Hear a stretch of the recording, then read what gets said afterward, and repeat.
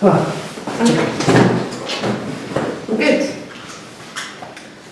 Ready?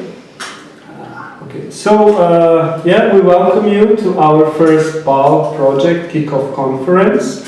Yesterday we started with exhibition. The aim of exhibition yesterday was to show up the mixed artwork. Someone called it like the mixed noise. From up 90s up to nowadays, the mixed videos from YouTube we found interesting about both Baltic and Balkan areas and regions. So today we will start, we will introduce you with our guests and we will discuss from their personal research fields what we know about the Baltic and Balkan, and then we will try to do to forward with a discussion about it and to settle our topics together and to find similarities and differences. And the aim would be to complete the discussion with findings, which we still don't know, but let's see. If you want to say something about our participants, or maybe before we start to introduce, I will shortly repeat the aim of BAL project conference, which is to research the development of art and culture in the Baltics and the Balkans regions after the end of respectively socialistic regimes in both regions and establish a network between art and culture institutions. By signifying the importance of the high influence from West and the formation of the Eastern European art and culture tradition and heritage, establishing such a network cultivates an intercultural dialogue and accelerates the exchange of good practices in the discourse of the East and West Europe's art and culture intersection relation. The result of the conference will be a digital publication of the analysis, which will be a reference model for future artistic field research, which will offer artist residences in both regions, followed by group exhibitions and events which will engage different cultural venues across the participating regions and Vienna. Furthermore, the material will be proposed and shared across art institutions to accumulate knowledge on the subject matter. So after this formal introduction of the BAL conference and what it is, I shortly want to mention the team first. So it's me, Justina. I'm a co-founder and creator of Proper Walls. I also coordinator at the project called Question Me and Answer, and one of the project managers and creators at LT Art Vienna. Next to me is Miloš Vučićević. He's a visual artist, a director of Video Park Festival in Užice, Serbia, and the co-founder of Gallery Reflector there. Another organizer, Urte Špirokaite. She's also co-founder and project manager at Proper Walls, curator at Question Me and Answer, and curator at LT Art Vienna. And next to her, Yulia Karamzhanova, she's our curator and accountant for LT Art Vienna project. And then I would like to jump to the participants, and I kindly ask them to say a few words themselves, so it's not that I'm all the time talking and reading about them. So I would start with Ugna Paberžytė, if you could tell a few words about yourself. Hi everyone, my name is Ugna. I come from Vilnius, Lithuania. First of all, thank you so much for having me. I'm very excited to be here. I am a curator at a museum called Modern Art Museum. It's a private institution established pretty recently in 2018. And we have one of the biggest collections of Lithuanian modern and contemporary art, even comparing to national museums. And I wear sort of two hats there because we're not a very big team, and so we share a lot of different things that we do. But because I started at the museum before we even had a building, we had a collection for 10 years, but the building was built just 4 years ago. I'm part of the core team that works with the exhibition program, public programming, publishing, and just the general strategy of the whole content that the museum works with. But I'm also a curator, and actually the most recent show that I worked on, it's focused on the Roma community in Lithuania, but one of the two artists that we were exhibiting together actually came from the Balkans, for Bosnia and Herzegovina, because we wanted to involve someone with the Roma background, because in Lithuania the community is mostly involved in performance art. Well, not performance necessarily, but performative, as in dancing, singing, mostly in their tradition. So we worked with someone who's of Roma heritage, but who works in the visual art scene and contemporary art. So we actually tested this connection between the two regions a little bit through this project, and that's why I was very curious to come here. Thank you very much. The next participant I would like to invite to introduce himself is Branislav Dmitrievich. Thank you. So, hi, I'm Branislav. I teach art history and art theory in School for Art and Design in Belgrade. That's my primary job. But otherwise, I am a researcher primarily in Yugoslav socialist art and culture, primarily of the 60s and the 70s, including cinematography and particularly conceptual art, new artistic practices of the 60s and 70s.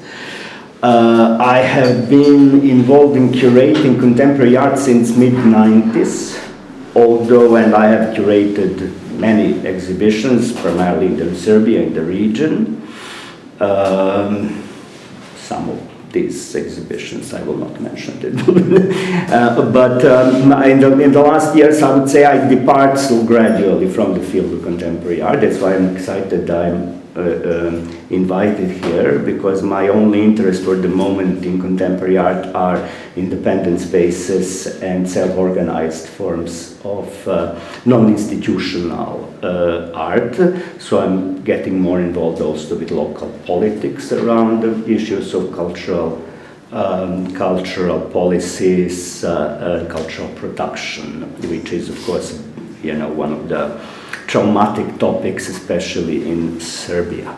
So I collaborate, especially in the region, and I was quite interested when I was approached by Milos, because we never met before. So I'm still kind of trying to establish why I'm here. But in this conversation, maybe this will be somehow resolved, I hope. Thank you for the invitation. Thank you, Branislav. So the next one here, I'm happy to listen for her introduction, Jelena Durinovic. Thank you. My name is Jelena. I work here at the University of Vienna. I'm a historian of Yugoslavia and the post-Yugoslav space. And I'm a postdoctoral researcher and a lecturer in global history. And my work is related to memory studies. I'm a historian of memory, and that means that I deal with various interpretations of the past in the present. And until a few years ago, my research was about the radical reinterpretation of the Second World War in former Yugoslavia, particularly Serbia. And now I kind of moved away from the contemporary context a bit, and I'm working on the process of exporting the Yugoslav revolution kind of during the global Cold War, and I'm looking at how various actors in Yugoslavia were producing different contents to promote the People's Liberation War in Africa, in different African countries. And I mostly deal with political memory, the politics of memory, rather than culture. And but I hope that my contribution here will be somehow useful, and it will at least maybe inspire some productive discussion. Thank you for having me here. Thank you very much. And the last one, we are looking forward for your introduction, Arvidas Grishinov. Hello everyone, can you hear me well? Let me try. How about now, can you hear me? We can hear you. We can hear you. Yeah? Try to make you louder. Louder! Perfect. Hello. Hi everyone. I can see 5 people right now, so I assume that behind my screen there's just a stadium of crowd of people fascinated to hear about Balkans and the Baltics. So thank you very much for inviting me here. I'm sorry. Recording in progress. Sorry. Being recorded. Okay. I see how it goes. I'm sorry I couldn't participate in person. We're dealing with a wave of refugees in Lithuania. I'm currently volunteering in the Red Cross, so I had to stay for that reason to help with the crisis. But my name is Arvidas Grishinas. I'm a researcher at Kaunas University of Technology in Kaunas, but I live in Vilnius. And my research area in general is post-Soviet political identity formation. So I'm interested in the human factor of politics. I study politics as a product of culture, not the other way around. So a large part of that that I'm interested in is visual culture. So this is my link with the arts, and I'm happy to say I had a chance to work with Ugne before. We had this project on celebrations and liminal transitions in politics and in society. So this is generally my area of study. I'm very glad to be with you. Thank you very much. And I think that so we go with the schedule. We start with the first talk presentation by Ugna Paberžytė. I just want to provide her laptop closer. And if you can also press sharing screen. I was told to go on Mozilla. No? Okay. No, first we do this. Okay. And then this is just for a minute, checking. So this is yours. Excuse me, maybe I'll just switch off the camera for Yeah, the sound, yes, and everything is. And here you can navigate. Yeah. Let's make it full screen, maybe.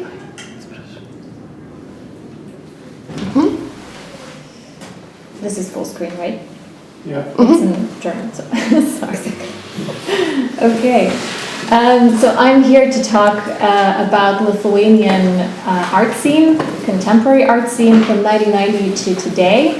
And in Lithuania, contemporary art is not a neutral term that just describes art happening now. It is very much connected to the local tradition of conceptual art. So that's just a little note before I start. Yeah, so the first period is from 1990 to 2004, and I'm starting my presentation with an artwork by Deimantas Starkevičius, one of the most famous artists from that period. I chose this work because it is created in 2004, but it deals with what was happening in 1991. And these two dates are often chosen to describe the first period simply because in 1990 we regained independence from the Soviet Union, and in 2004 we joined the European Union. So even in the artistic field, it is very common to use these two dates as sort of key points in time, because factors that determine the creation, value, self-perception, strategies of contemporary art change significantly after each of these two dates. And in this particular artwork, the video of Stalin's sculpture being removed in Vilnius is manipulated, and it looks as if the crowd is celebrating the erection of the sculpture, even though in reality the complete opposite was happening. And this historical reversal ironically points at the repetition of such art scenes of such historical scenes. Also in regard to the longing for or denial of certain political or economical systems. And I think it gains some added poignancy in today's context as well. And in this particular period, 1990 to 2004, this new wave of Lithuanian art is called New Lithuanian art very often. And it's because these creative practices did not have a consistent local tradition before, due to, of course, the Soviet idea of what art should be. And so the local public considered this as new, experimental, but also possibly temporary, fleeting, or even marginal wave in art. And also because the period marked establishment of a system of new values and powers in the field of art. For instance, Contemporary Art Center, which is still very active today and which is still promoting a very particular type of contemporary art, which is very influenced by the tradition that sort of starts in 1990. And this revolution of new art became apparent precisely in relation to the former order of the local art field and established values. And the discussion with the local tradition at that time was more important than putting oneself in context of a global art scene. And so this politically engaged, quite intense intergenerational confrontation was happening. And so, very briefly, an artwork by Kazimiera Zimbrite, a very interesting artist. This is from 1977. She is one of the most avant-garde representatives of the earlier generation that the new artists were in confrontation with. And during the rule of Soviet Union, the relationship between art and socio-political reality was constrained. And so the artists adapted this strategy of detachment from reality. Art spoke little about the critical relationship with life or used this encrypted Aesopian language to do so. And because they weren't openly contradicting the system, these are called semi-nonconformist artists. And those that are considered like the best artists from the period, actually. And you know, this way of confronting the system was considered, of course, political activism, even though it was often based on subjective experience and semantics. And it was very connected to the idea of national modernism and formal aesthetic experiments in traditional art forms. So very strong connection with modernism as well.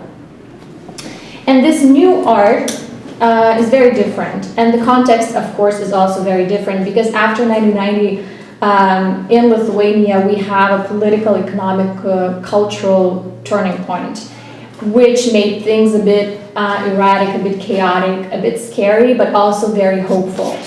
And so the confrontation of these new artists weren't so much with the traditional art forms. It was not about sculpture is dead or painting is dead. It's much more about the passivity and not participation in the public discourse. So this new art did not observe passively, but acted as a social factor. It was conceptual, discursive, in active relationship to the art field, critical relationship to the art field itself, the social environment, and the connections between the two.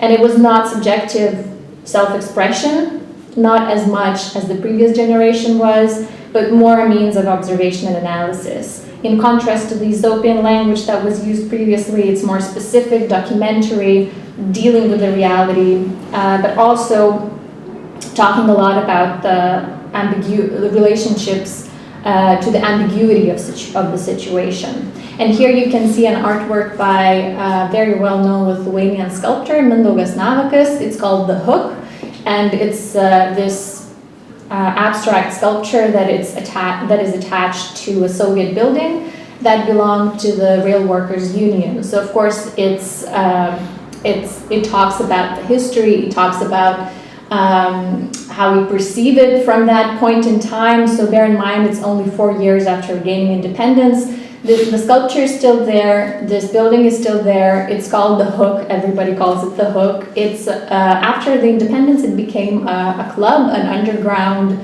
place for raves and stuff like that. And today it's still a club. They have a restaurant and so on. So it's a cultural hub, actually. And to sum up these 10 to 14 years, I'd like to quote the director of the National Gallery of Lithuania, Lolita Jablonskienė, who says that in the 1990s, when she was very active in the art field as well, it was very common to look at the Eastern European artists' work and try to find this reflection of the transitional period from socialism to capitalism, from the past to the future, basically this discourse of memory, creation of memory, and so on. However, what is important to understand is that the stratification of different times was very present in those artworks. And this is one example by Gintaras Makarevičius from '99. It's called Hot, as in high temperature, but also something that is very important, very of today.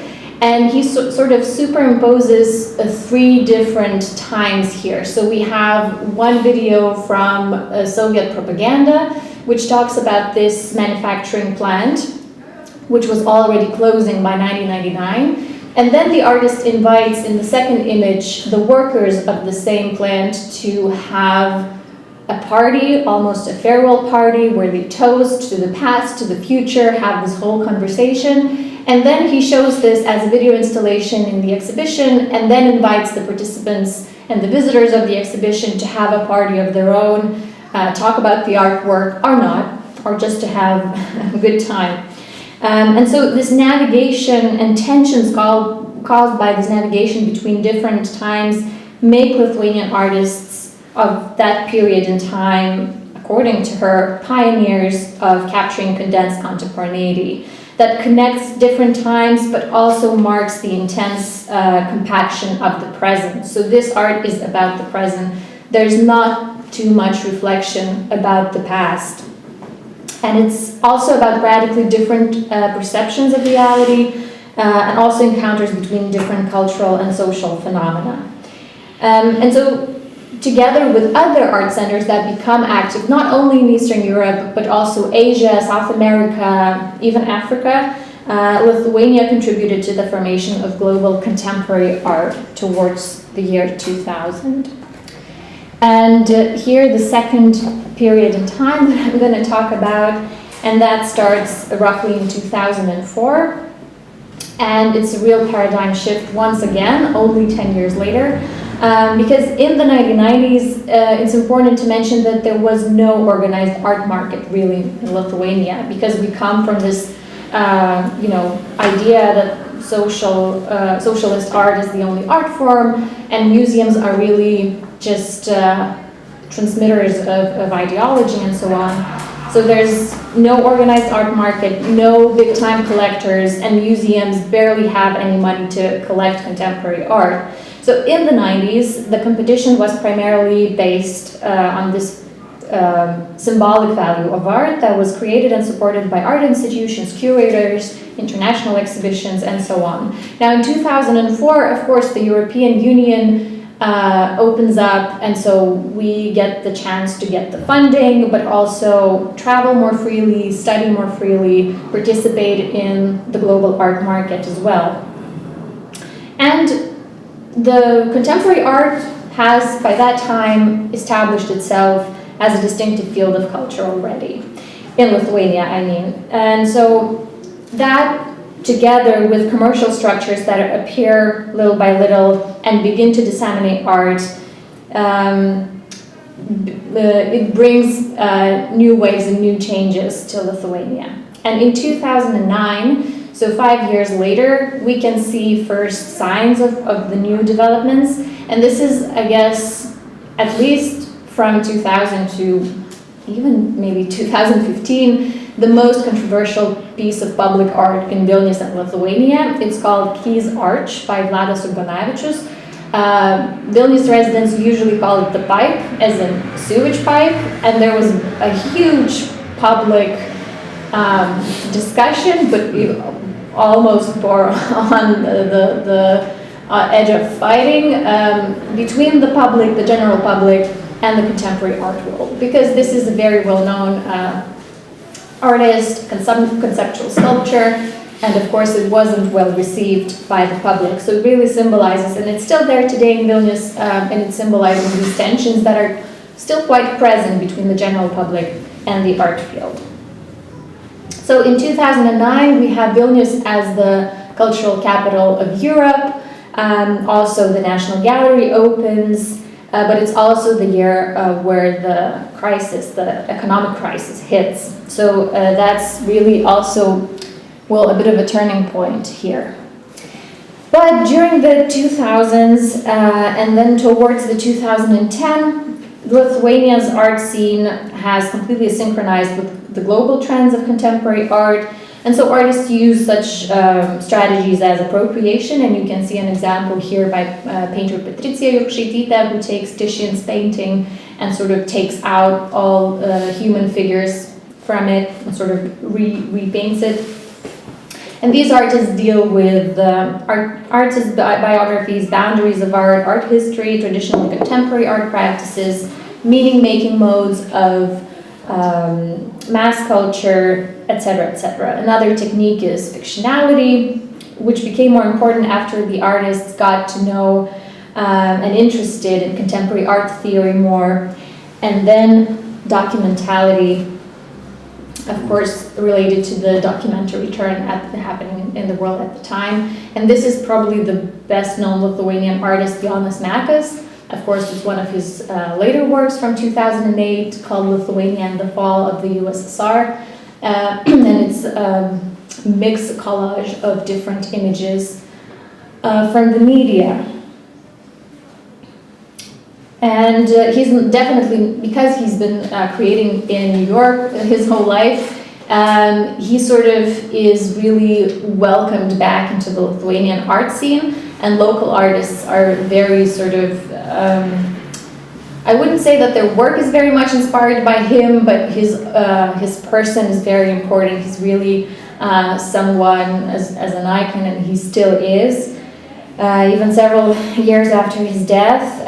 But Lithuanian artists working in this line, they question the variability of the documentary representation to reflect reality, anthropological methods, archiving practices, critical reflection of memory, construction, autobiographical research, collection making, etc. And the last two trends during that decade is collaboration participation practices, where communities come together to actually recreate or seek to recreate socio-political reality and consciously analyze the very principles of participation and collaboration. And this is a work by a duo, Nameda and Gediminas Urbonas. It was a long-lasting project called the Protest Lab, and I chose it because it directly bears on the institution that I work in. So this was a project that consisted of actions, performances, public events, etc., that were all created to attract attention to the privatization of this very important cultural hub in the city center of Vilnius. It's an old Soviet time cinema called Lietuva, or Lithuania. And because it was not profitable enough, the state decided to sell it to a private owner. And it was basically a big protest action organized by the cultural community against it. And why Mo Museum is connected with this is because 10 years after it was sold, because the previous owner didn't want to or couldn't do anything because of this public outrage, they just left it be as is. And when we decided to explore this site for the building of a new museum, we wanted to save the building and maybe transform it into a museum, but it wasn't possible anymore because it was just derelict for 10 years and neglected so much that we just had to tear it down. The only thing we could save are the letters from the facade that you can see on the left side of the image. And these artists, Nameda and Gediminas Urbonas, were not the very first ones, but some during that exhibited their work during the first 6 months after the opening of the museum. And we also have a cinema hall in the museum. So we tried to find ways of how to continue the tradition of this cultural hub in the city center. And just a couple of words about the institutional scene, because I would say the 2000s was the establishment of the new organizations, both public and private, and starting from 2010, it's really this experimental stage for looking for new modes of working, for new museological strategies, etc. And of course we have to remember that in the 90s it was a really abrupt change, especially for the museums, coming from highly controlled, ideologically motivated institutions to freedom of choosing our way. And for a long time, at least national, largest museums were still quite elitist, museum as a temple type of places. But now I think most of the institutions, even the private ones, are striving for this socially responsible museum. I guess because it's part of the democratic process as well, that is still,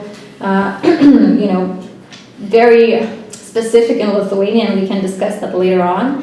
But there's a lot of discussion about who we're representing and why, what market laws we're applying and how, because state funding is still fluctuating, especially for institutions that are semi-private or not fully supported by the state, and also a lot of questions about collecting and programming practices and interests. Now I'd like to move to the 2010 to today, so sort of the last period. And during this time, the visual art scene is increasingly shaped by project spaces, art auctions, private galleries, also alternative education and residency programs, which are quite strong in Lithuania. So the scene is much more developed, there are more agents active in it, and the network is much more intricate compared to, say, 1990s. And the artists that are active in this period of time, they generally avoid representational practices.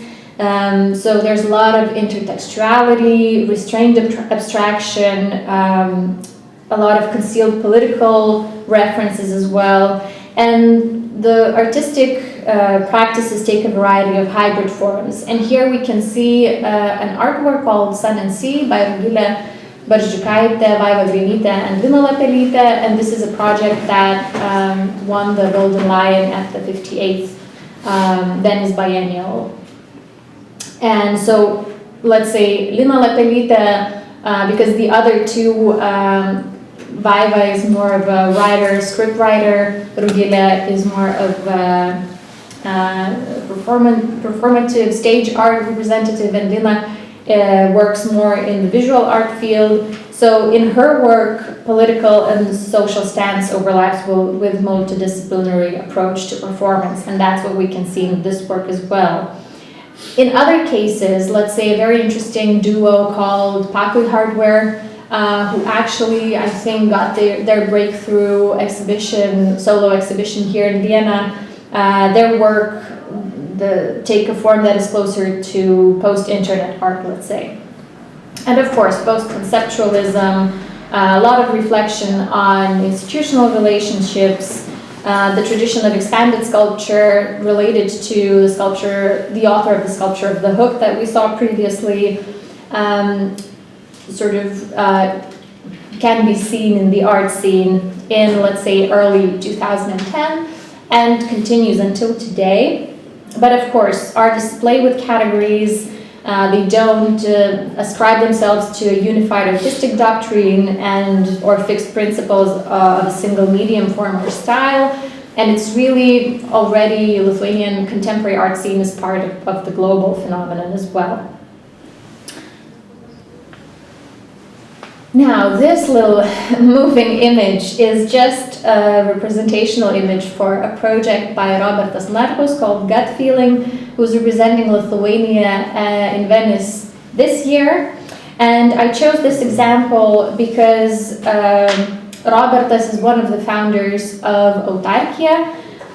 He calls it the Day Center for Artists, but it also represents this process of informal links of mutual support and cooperation between artists that strengthened during the last 10 years. And those took form of non-institutional frameworks like informal exhibition areas, study or event programs, or Autarkia as a day center for artists. They do exhibitions, but it's at first I think it was more of a joke, but that's what they do. They are a day center for artists. They invite new collaborators, and really their practice is really organic. I don't think they have like a very set schedule, but it is very much focused on Robertus's activities that he does alone or with collaborators. And his project called Gut Feeling, I think it's going to be a very interesting pavilion this year. I myself am at loss because I don't really know what to expect. They're working with a renowned fermentation specialist, scientists, fellow artists, local residents of Venice, and small businesses. And they're producing this surrealist cooperative making a mysterious product from this invasive plant. It's a type of algae, and of course it reached Venice due to globalization and due to global warming, but on the other hand it's one of the most renewable and nutritious food sources. So they're working with this material, and so one of the premises of the pavilion is dedicated to experiments and production, and the other one is for presentation and distribution. So they actually mimic structures of capitalist production, and that's what Robertas often does in his work as well. And now a couple of words about the youngest generation of artists active, let's say for last 5 or 7 years. So their work is very much marked by distance and interconnectedness. And so many of them are not based in Lithuania. Some very interesting artists are actually working from Vienna, Lithuanian artists. And very often their artistic processes stem from smaller initiatives before reaching bigger institutions. And they're still very much connected to influential figures of contemporary art history from the 1990s, who are still active artists, but who form this context for the newer generation at the same time. And because very often these artists sort of migrate, especially within the European Union or between Lithuania and London, let's say, this small distance in time and space between the artists and non-hierarchical structure of the community allows for this interconnectedness. And according to my fellow curators, Adomas Narkevičius and Monika Kalinauskaitė, who actually wrote extensively about this last generation, they talk about 2 main factors. So one is depth of artistic thinking and creativity, connected to this tradition of the 90s, so being very self-reflective, critical, and oops, sorry, lost my thought. And also self-reflective, critical about oneself's practice. And the second factor is the concentration of information in Lithuania. So information accumulates and does not disperse as quickly as it does in bigger centers, like in Vienna, let's say. And it gives artists the time necessary to develop distinctive projects in both form and content.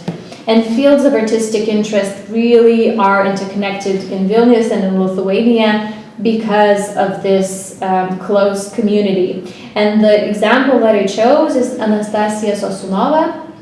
And this is her project called Habitable that was shown at the Riga Biennial a year or a couple of years ago.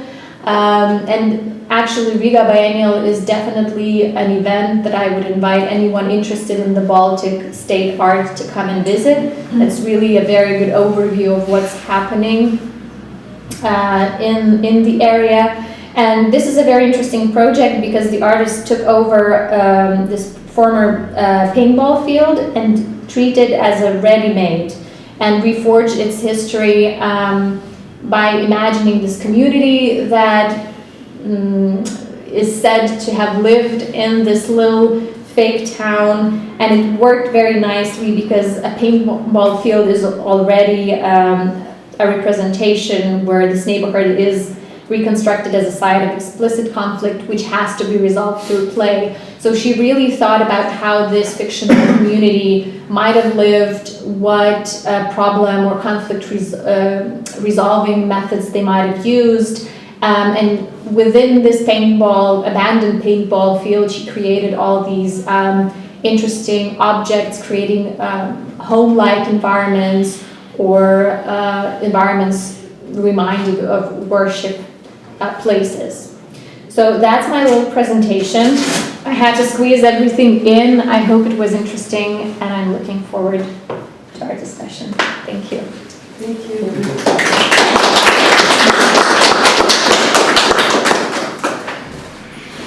So, Branislav, are you ready? You can. I think you can also switch the seats. Then, I think you will be the one looking at the screen. Okay, all right. I got it. Thank you. Please. Okay, I was asked to stop So the screen stop share, yeah. Let's see.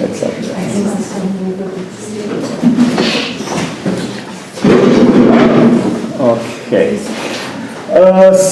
When I got this invitation, for me it was immediately interesting to think about these connections of so-called peripheries. And this is one of the things that I've been always involved, and I was always thinking, how do we gain certain knowledge about each other without some kind of mediator? Even this time it's not possible because we were mediated by Vienna, so this is still some kind of residue of that kind of impossibility to directly, but for me it is, of course, has always been more interesting to see what is going on in Lithuania, Finland, Romania, Portugal and somewhere else rather than what is going on in Paris or London. So, and when we talked about Balkan things, I was thinking, so for example, when did I for the first time heard about some Lithuanian artist or saw an exhibition or a work of a Lithuanian artist, apart from these well-known immigrants that you mentioned, Jonas Mekas, who was extremely important for the development of Yugoslav cinema in the 60s as part of this New York underground film, and of course Makiunas, not to forget him, the founder of Fluxus. Who was in good relations with Branko Vučićević, one of the local Serbian Fluxus non-members, as he would say. So these are the kind of the stories that apparently always existed. So I think what was the first work of contemporary art from Lithuania that I saw, that I met an artist, and I think that was exactly through Lolita Jablonskiene that you mentioned, that I met Arturas Rajola. And I saw his video that was filmed as a document of a graduation examination of the professors of the Čiurlionis Art Academy in Vilnius, which was this kind of amazing document of this behavior of this old bearded macho guys who are teaching at this art academy, who are directly connected with the essence of art, directly connected with Greece and Rome, and now who are evaluating works of young artists with this kind of pomp. And I thought that this was exactly at that time. It is, I think, the video from 1998. There is just a short clip, 1 minute clip at the YouTube, so you can add it to your selection, because this exhibition is some kind of randomly, as far as I understood, randomly collected footage from YouTube, some kind of YouTube exhibition, yeah. But it's interesting to of course kind of clash these works together, so we can. Unfortunately, some of the best works, of course, not on YouTube. You cannot find YouTube. So this one you cannot find, but there is a short minute, I think, from this film. And at that moment, you know, you're immediately thinking about this kind of similarities, because when I saw this film, I said, well, this is exactly the Belgrade Art Academy. Yeah, so this is the Secretary Belgrade, this is the same thing. And this is our enemies, yeah? These are the people who are this kind of institutional artists, who are kind of belonging to some kind of forlorn tradition, which we are not longer interested in, and who are also immensely opposed to any new development of art that they understood as some kind of foreign influence on the healthy body of a national art. So that was the moment, you know, when you start thinking, so there are we have this kind of shared stories. We have this kind of shared stories. After that, I got involved with the Finnish, I started working with the Finnish art theoretician and curator Mika Hanula, and we got this similar sense that we need to do something around these two regions. So we organized in the early 2000s a workshop project for students of art in the Baltics and in the Balkans that was called Speak Up. Because at that moment, and this is why I'm relating to this video of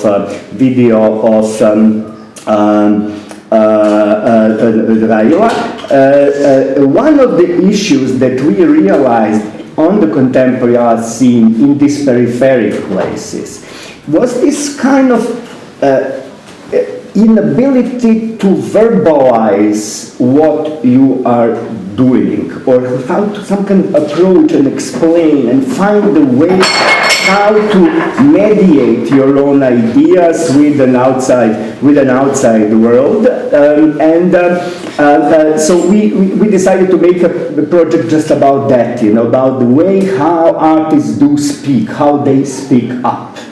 A problem that we, I think, no longer have, because since then, this was exactly what art academies have been teaching, because now when I see an exhibition of contemporary art, you have all these young artists who are clearly, very detailedly explaining and writing their statements and explaining what they're going to do. So these things changed. Another thing that I think it's important with this kind of relation between peripheries and in general, this kind of relation between some kind of outside culture you don't know much, and of course if you go beyond this usual politeness of this kind of encounters, so you know, I don't know what you're doing, so I'll be polite to you, and you don't know what I'm doing, so you'll be polite to me, and so on. So well, how do we kind of see each other if we are really interested in it? So Mika Hanula, for example, there is a kind of short anecdote about that. When we met, that's how we met. When I introduced myself that I'm from Serbia, he said, I love Emir Kusturica. And I was like, petrified totally. You know, what is this guy? Is he crazy? Kusturica is this exploitational, you know, all this kind of, you know, a lot of people probably know in terms of Kusturica, maybe you like it, but you know, but for example, for us in Serbia, who are not involved with him directly, his films are examples of this kind of exploitation of this kind of Balkan craziness, or you know, this kind of stuff. And I said, I hate Kusturica, but I like Mika Kaurismäki. Aki Kaurismäki. And he was, Aki Kaurismäki, he's an exploitational guy, blah, blah, blah, blah, blah, blah. And so he used the same arguments as I did. You know, which means that, this is this relation between art and politics. This is where it happens. You know, you are interested in the outside culture, you know, but you somehow want to clean it from this kind of political aspects or any kind of other social aspects that are beyond this your own aesthetic fascination with it. So this was the moment when you really can start realizing what is really going on. But these are kind of similarities, but we talked yesterday about the issue of differences. And give you one more similarity, but as a difference. When I saw this video here that you played on this monitor about the exhibition of Yugoslav modernist architecture and also monuments from the socialist times, that was this big show in the Museum of Modern Art in New York called Concrete Utopia, Concrete Utopia, curated by Vladimir Kulic and this Swiss guy, I forgot his name, fantastic exhibition and so on. There was this monument by Miodrag Živković in Tjentište as one of the examples. There is something very particular about the Yugoslav case of these monuments. But when you, for example, see monument to victims of Nazism in Kaunas, it's absolutely the same as Miodrag Živković.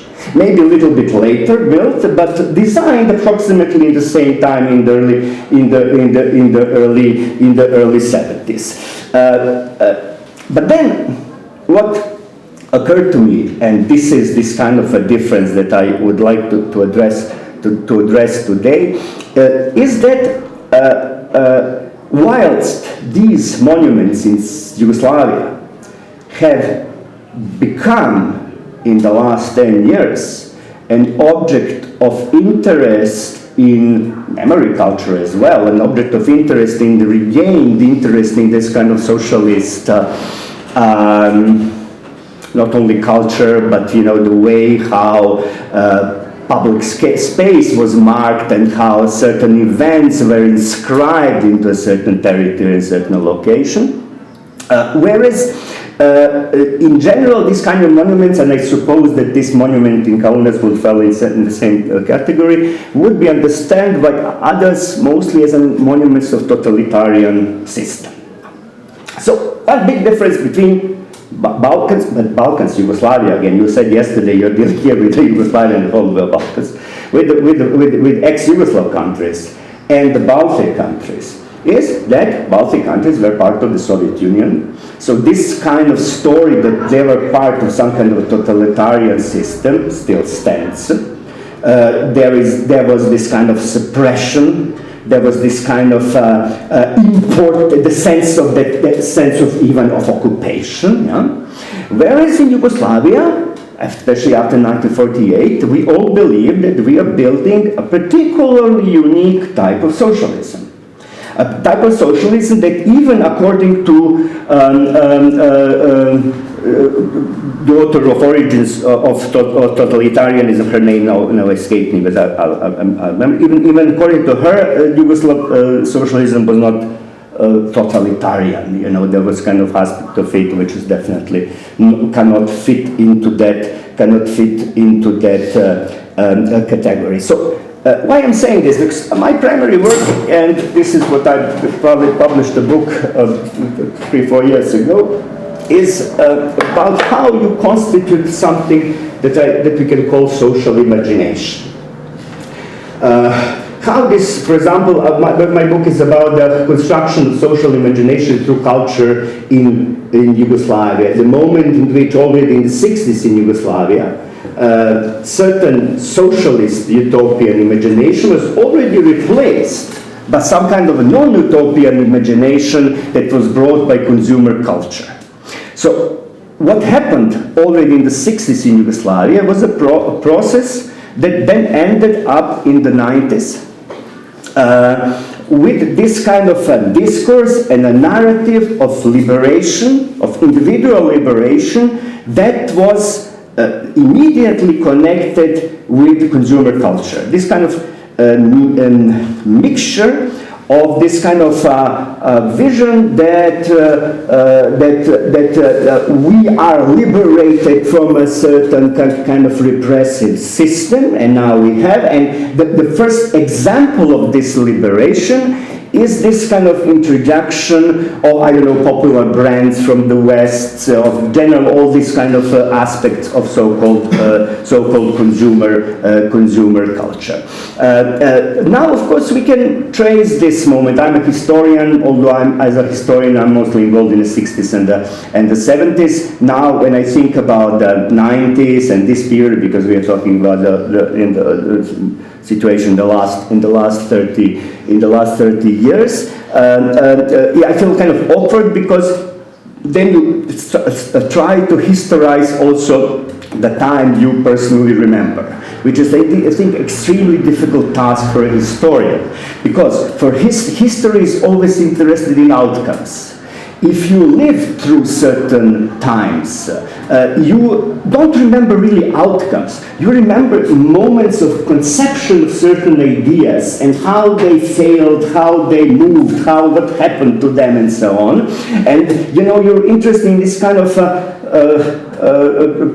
random situations in which you don't know whether they will lead to somewhere or they will not lead to somewhere. So, for example, when you think about that period 30 years ago, in all of our countries of the so-called post-socialist world,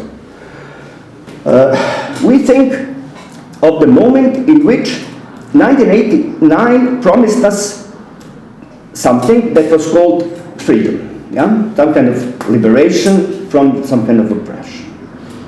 What we were never at that moment promised, or we were never told that we are going to become, and is that we were never promised or never told that we were going to become a capitalist country. I don't remember anyone in 1989 in any country of Eastern Europe saying, we are waiting for capitalism, we are finally achieving capitalism. No, we are getting rid of this oppressive totalitarian dictatorship, blah, blah, blah, blah, blah, blah, blah. And what will happen? Well, something better. Surely something better can happen. Of course, now, 30 years ago, we know how naive we were into not thinking what are the repercussions of this shift. Yugoslavia immediately entered this issue. As you know, only place in Eastern Europe in which this transition were extremely violent and ended up in horrible war was Yugoslavia. Yeah. Yugoslav wars have been usually interpreted, yeah, as this kind of, we are definitely, this kind of outburst of crazy nationalism. You know, so there was this kind of lid theory, yeah, so there was this nationalist tensions in Yugoslavia and all their tents and so on, and they were under the lid, and once the lid was open, all this boogeyman, got out, and then the war started. And this is how also I understood the war at the beginning. But then, after some time, because we were never thinking about it, after some time we realized that war in Yugoslavia was not only about that, but was about the most significant process of transition, the essential ingredient of transition, that practically, at the beginning of the Yugoslav war, no one talked about or was hidden behind this spectacle of blood and corpses and destruction. And this is privatization. Yugoslav wars were also a particular aspect, form of privatization, or we can say continuation of privatization by other means. Why this privatization in Yugoslavia was so particularly violent? As Boris Groy said, every privatization is violent. It's kind of always this kind of violent dismembering of the corpse of the state. Huh? This is what he says. But in Yugoslav case, it was particularly important, and this comes the biggest difference, is that the form of ownership in Yugoslavia, as opposed to all other socialist countries, was a form that we called društvena svojina, which means something that's like societal property.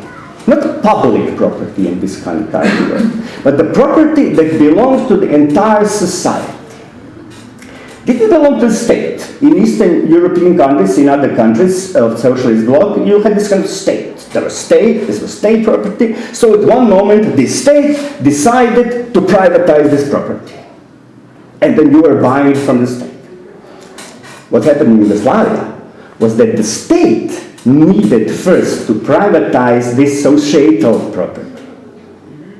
Because this notion of this particular type of the property, which basically belonged to the workers of the factory, the factory didn't belong to the state. It belonged to the workers who associated their labor and who owned the means of production in this factory, who made decisions about the production in this factory and so on.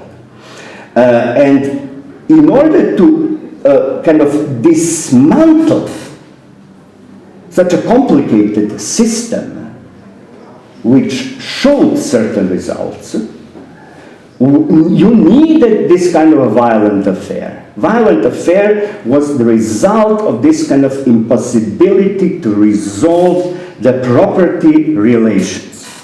That's why when I think about the art of the 90s in Serbia, also in Yugoslavia, but primarily in Serbia. One can say, of course, yeah, you have also this kind of stuff that what's called post-communist art. Robert Fleck, Austrian curator for the one issue of Manifesto 2, I think, in Luxembourg, 98. He wrote this text called Post-Communist Art, in which he said practically that, the art of the post-communist artists are those artists who are kind of trying to get rid of the tradition. It is interesting in your talk that I want to discuss with you how these artists of the 90s were linked to the previous generation or were not linked to the previous generation. I think this is kind of an issue to be kind of discussed, because, for example, in this thesis by Robert Fleck, he said, all these artists from Eastern European and socialist countries, they want to get rid of the relations with the previous generation. They want to get immediately into the Western art world. That this is one of the aspects of so-called post-communist art. They want to break this kind of links, and they want to become part of the Western art world, communicate with the Western curators, and so on and so on. This is what Fleck was saying. And yes, he may be right to a certain extent. But when you really think about this kind of context of war, privatization, of the destruction of public space due to these two processes, I would say that most important, and I say most significant art project of the 90s in Serbia was that one by the group called Škart. Group Škart, which means in English something like reject, leftover. It comes from Italian word scarto, some kind of a product which is too bad to be placed on the market, some kind of product that is kind of immediately on its path to a recycle bin, something like that. This is Škart. So they started in the early 90s, only 91, projects that were born at that moment. We kind of was not really clear whether this is art project or it's some kind of communal work and so on. A few years after that, we got a word for that. It's called relational art, participatory art, and that kind of art. The words got much later in the Western world, which basically they already in the early 90s realized that the outcome of this kind of a situation of transition cannot be some kind of a new normalization that everyone dreamed about. How many times I heard this same sentence, we just want to live normally. Normal means in a capitalist condition, this is like this kind of normality. But did they realize that art, the kind of responsibility of art production lays primarily within the creation of the broken communities, the creation of the broken social tissue. That this is the creativity of artists. This is where artistic creativity should be placed.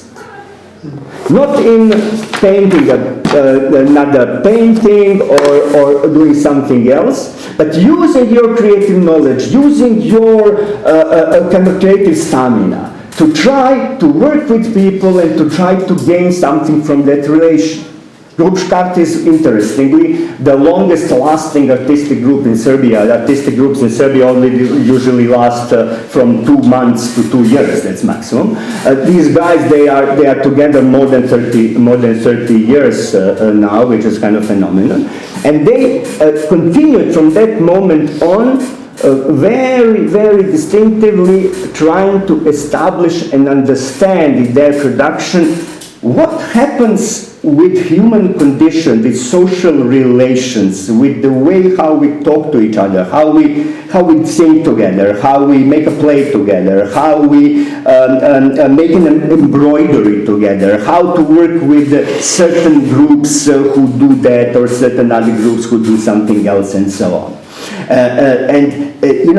Even beyond the point in which they understood that what they are doing would be later, or would be today, kind of understood even under the art historical bracket of participatory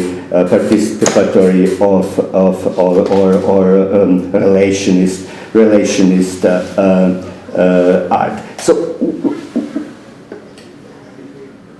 in 1989, at that moment, yes, it was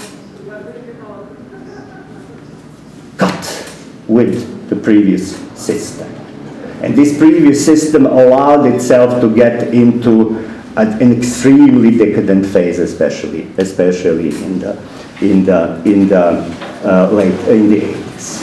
However, as we all know, in the last 30 years that were about to be a product of this kind of optimism, we had already 2 major wars on the European soil.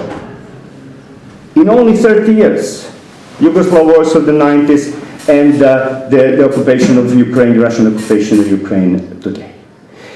So we are somehow, we have broken in a way this kind of a balance that existed between something that is usually called former East and what can be also called former West, because the East before the 1989 was not the only thing that changed.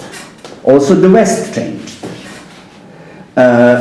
So this kind of change on the both sides provided this kind of situation in which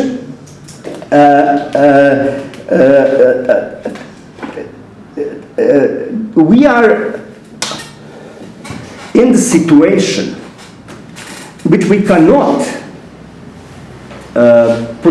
be blindfolded to the situation in which we are undergoing a certain historical instance that cannot be in other ways, especially when you think about art and the art production, the means of the production of art, the ways how the galleries function, the ways how institutions function and so on, cannot be, of course, understood outside of these perimeters, of the perimeters primarily of the property relations. When we are talking about this issue, we are again somehow talking, even when we are talking about them in the West, we are talking at the ruins of the broken social democracies. For example, what your gallery is doing. You are receiving funds from the Vienna Council. Yeah? You're not a private gallery. You told me yesterday that you cannot be really private. If you want to do something, you cannot be a private gallery. If someone wants to do something, you cannot be a private gallery. You have to kind of challenge the system, and fortunately Austria is one of the rare examples of the country which still has this kind of healthcare system, all kind of systems that are still belong to this former West, that didn't change so much, but I think that it's going to change it's going to change also. So I would, in general, leave maybe, I will stop here, yeah? So, I mean, leave these things for discussion, because I don't feel this is, from immediate point, this is not academic conference, yeah? This is not academic, yeah? I also thought this is not the play, yeah? So, let's not, get into that kind of discourse, but let's try to kind of openly discuss and challenge each other. So please, later when we start discussion, if you have any kind of need to attack me or to say that I was kind of confusing, if you want to say to kind of clarify certain points, I would like to clarify them. Just to finish with this, because this is my note for your talk, one of the biggest difference, this kind of notion of dissidence. When we say kind of dissident artist, in Soviet Union it's clear what does it mean. In Yugoslav tradition, a dissident artist, we're not really clear what does this mean. So, for example, we say Dušan Makavejev, Želimir Žilić, famous Yugoslav filmmakers, they are usually said they are dissident artists. Yes, they are provocative, radical filmmakers. But everything they did in Yugoslavia was financed through the public art schemes. It was not some kind of underground art that belonged from nowhere or was paid by foreign foundation. It was paid by cultural programs and cultural policies of that particular state. So that is, I think, why we from the former Yugoslavia are the ones who are like most confused about this situation. I'm always extremely confused about this situation when we kind of want to kind of share these experiences, because I think that there is this kind of a small thing that which is lost in translation. Let's say. Okay, thank you. Thank you. Thank you. Break. In the Baltic, and now after a short break, we continue now with Jelena Đurinović and her presentation. So please. Thank you. Now after Branislav, I'm going to take you a bit back to the past, I think, because I will be also talking about the post-war period in Yugoslavia and so on. This is a bit different than, I think, previous two talks. I'm going to be focusing on memory politics and history of memory politics, memory culture in Yugoslavia.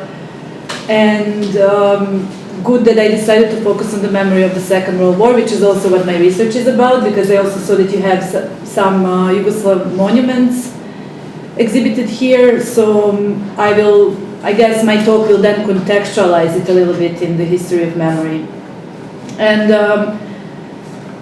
everyone has mentioned a bit the topic of the differences and similarities between Yugoslavia and the Baltic states.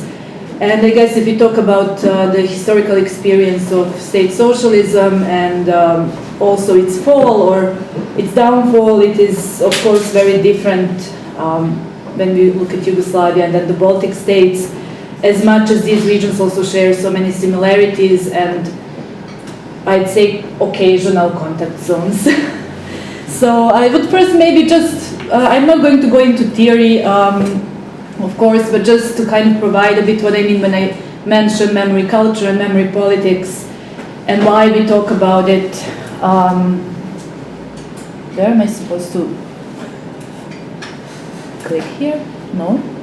Can you show me?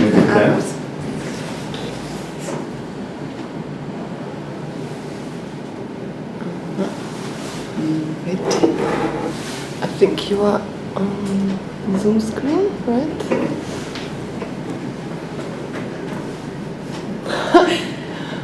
Maybe. Okay. What did we do? Now it's where is the movie? What happened? Who understands this? Can we stop sharing the presentation on Zoom now and try again? yeah. Okay. That's probably a good idea. That's a good idea. Yes. Let's do it from the very beginning. That's the same one. So maybe Yeah, she can. And now we need to share again. this one. This one, exactly. And now it should work. And no. You can just exit and just click on the pictures. Okay. Yeah, Yes? it's working. Okay. Yes. Sorry. Thank you and sorry. No, I'm sorry. I think the easiest way to understand memory cultures or cultures of remembrance is to understand them as some kind of social frames of historical interpretation, so based on some kind of common knowledge of the past and common knowledge of history, some kind of widely known references to historical events and so on. And that of course doesn't mean that this is a homogeneous sphere, that if we all share one culture of remembrance that we are going to agree how something happened in the past, but rather there are also a variety of subcultures of memory, and there can be different relations between different actors and interpretations between it. I think that's not really some kind of special wisdom here, but just to kind of clarify it. And of course, our individual memories and family memories also belong to it and are part of a memory culture. And as much as the collective memory we might share with larger groups and communities, such as maybe nation, state, region, and so on. And memory politics, which is what I deal with in my research, takes place within these memory cultures, and of course that's very simply the usage of the past. And here we have the past, which is considered relevant for the present, so not just past in general, used in the present for various obviously political purposes. And it is usually the official memory politics that we talk about when we say memory politics, even though that's not the only context where it takes place.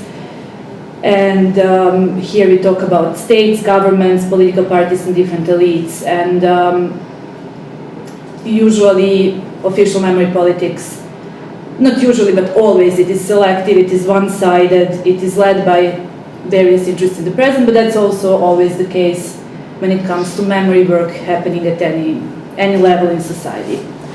So, to talk a bit about Yugoslavia, as I said, I will also provide some both historical context, but also focus then on memory.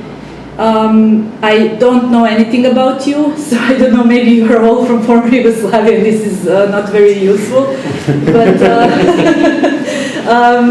so I wasn't sure what kind of audience was here, but I'm not going to spend too much time talking about some details, but for some of you, many things might be very familiar, and I'm sorry. So, Socialist Yugoslavia was born during the Second World War in the territory of the interwar Kingdom of Yugoslavia, and it was actually born, it came to being during the People's Liberation War. So this is how we officially call the struggle of the Yugoslav partisans against both the occupation but also different collaborators. And here we have a specificity that the external factors such as the Red Army did not play the decisive role in the liberation of the country, which became a very important aspect of the narrative of the People's Liberation War later, particularly after 1948, of course. And what also Branislav was talking about a lot, the Yugoslav state socialism was of course specific and unique in many ways, and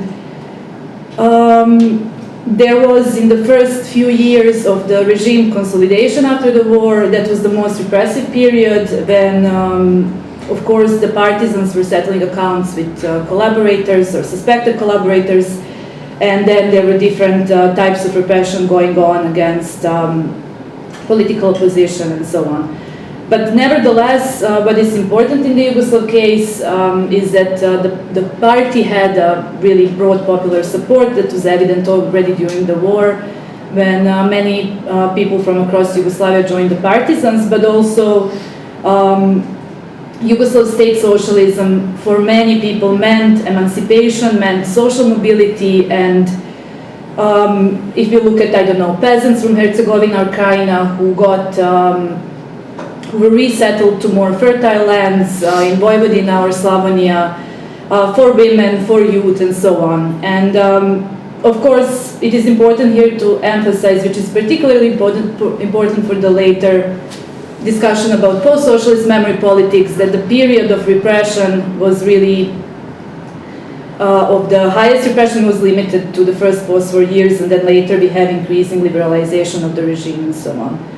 And the split with the Soviet Union in 1948 and the position of a co-founder and unofficial leader of the non-alignment movement also shaped the Yugoslav foreign policy of balancing between the East and West. So we have also a specific state socialist country of Eastern Europe in that sense, where the country nurtures contacts and networks both in the East and West and also the global South. And talking about memory, okay. The Yugoslav memory culture and politics were based on the so-called partisan myth, on the People's Liberation War, and that was also the main legitimacy source for the Yugoslav state socialism. And if we look at the Yugoslav memory culture, throughout decades of Yugoslav state socialism, we have mostly celebration of the partisans, and commemoration of fallen soldiers and victims of fascism. And here, and this is probably what most of you know very well, there were memorials and monuments built across Yugoslavia, memorial complexes, also very rich cultural production dealing with the Second World War, and then various events, schools, streets, factories, and so on, carrying the names of the partisans. Making this memory of the People's Liberation War present everywhere in the public space. And if we look at the memory politics and culture of Yugoslavia throughout the entire socialist period, I think we can distinguish two phases. The first one was in the initial maybe decade after the war, the Partisan Veteran Association Subnor, which is the subject of my current research. They dedicated their efforts, their audience, intended audience of all their efforts was the war generation, so people who had direct experience of the war, meaning also the partisans who survived the war. And then sometimes from the 60s, they turned their attention more to the generations without the direct war experience, and we see them talking about the youth and young people and inspiring young people all the time. And this also meant that in the context of culture of remembrance, that there are more media formats, that war memories in a way modernized and popularized a bit more. And what is really important to emphasize when it comes to Yugoslav memory culture is that we cannot and should not see it as reduced to that dichotomy of the imposed partisan myth from above and then repressed, forbidden memory from below that then later, as Branislav said, exploded in the early 90s. And much research that has been done so far also has demonstrated that even though the partisan myth did dominate the memory culture in the whole country, it wasn't a homogeneous sphere, and people interacted with these dominant frameworks of memory in different ways. So we have, if you look at just partisan memorials at the local level in local communities, we can see really various ways what people did, from simply ignoring, neglecting memorials, taking their cows there to eat grass, destroying them, adding names of the partisan enemies to the list of fallen partisans. So we have really different things. But then, of course, we have initiatives where the local communities financed the memorials and took care of them. There are really different interactions, and unfortunately, it is very often just reduced to this dichotomy of the imposed partisan myth from above, where people then kept their family memories. And we have many also examples of people getting together and commemorating the defeated forces of the Second World War. So that was also happening, of course.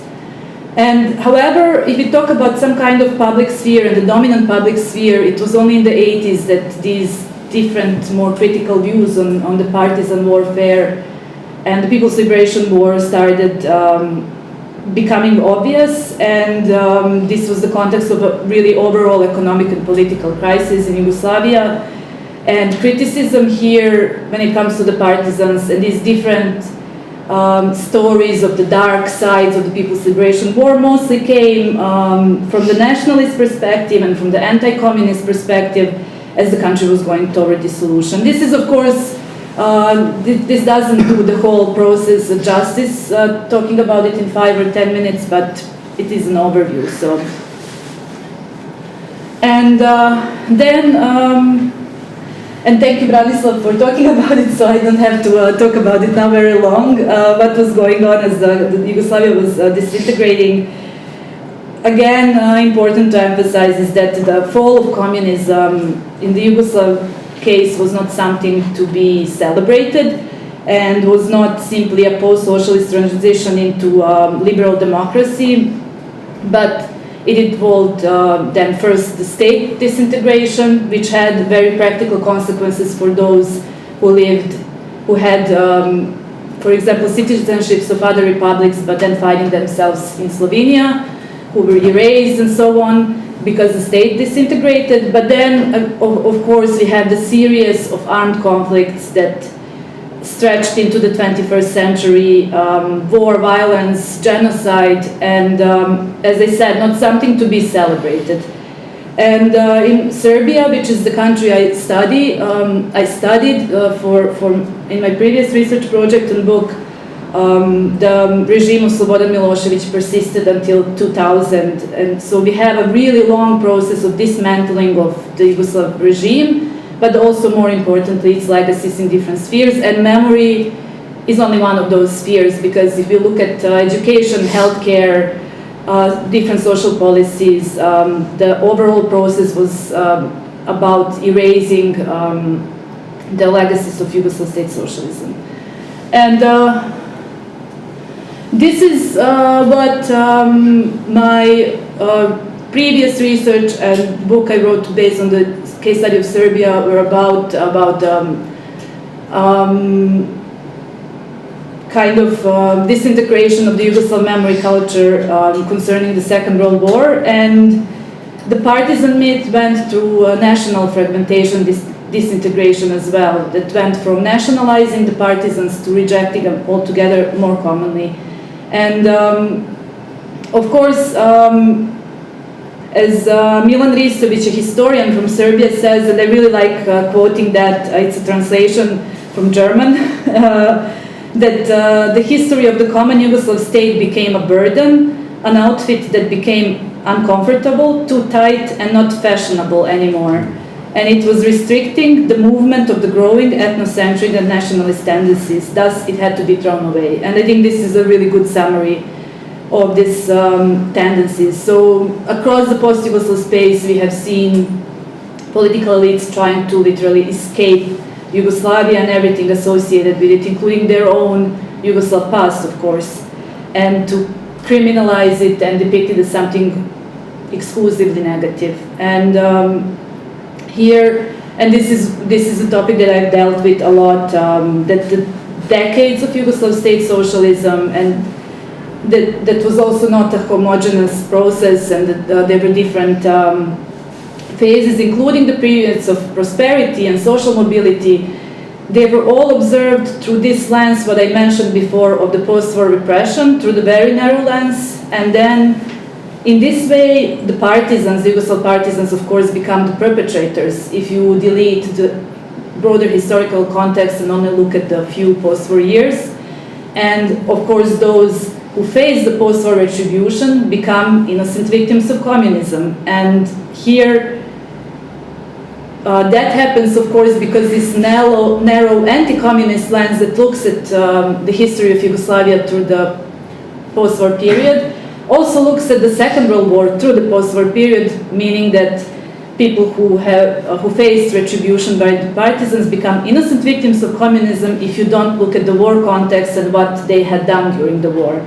And in my research, I looked at the Chetnik movement and how they were recast as anti-fascist movement, as the national anti-fascist movement, but also as innocent victims of communism, precisely through this kind of narrow lens of the repressive period of Yugoslavia. So this is, of course, just to kind of put it in the broader context, in the line with the anti-totalitarian paradigm across the post-socialist Central and Eastern Europe, and that criminalizes communism and equalizes it with fascism. And here, post-Yugoslav space really joined this broader paradigm, regardless of it that we have, of course, different historical experiences maybe, and there. And here, maybe to bring the post-Yugoslav space into connection with the Baltic countries, when I interviewed various actors of anti-communist memory work in Serbia, or pro-Chetnik actors as well, they always saw the Baltic countries as the role models of successful dealing with the communist past because of the well-known typical post-socialist museums of occupation and genocide in Estonia, Latvia, and Lithuania. So they would always bring this up as the good example of the state being serious about dealing with the communist past and really investing efforts and funding to show it also in the public sphere and to acknowledge the victims. And of course, this is this kind of paradigm of anti-totalitarianism is problematic from many aspects, including the one that we can't just put a very large geographical area under one umbrella, and that in different countries we have different processes. Of course, also within Yugoslavia, we cannot talk about homogeneous experience of state socialism in total from the 40s until the 90s. And I would just add very briefly here and slowly finish something that we cannot, if I talk about Serbia, I cannot stop just talking about anti-communist memory politics and rehabilitation of the defeated Second World War forces. And here, if we consider what I talked about before as some kind of anti-communist turn in memory politics, that I think, which is common for most of post-socialist countries, this could be called maybe the populist turn or the authoritarian turn or something. And this,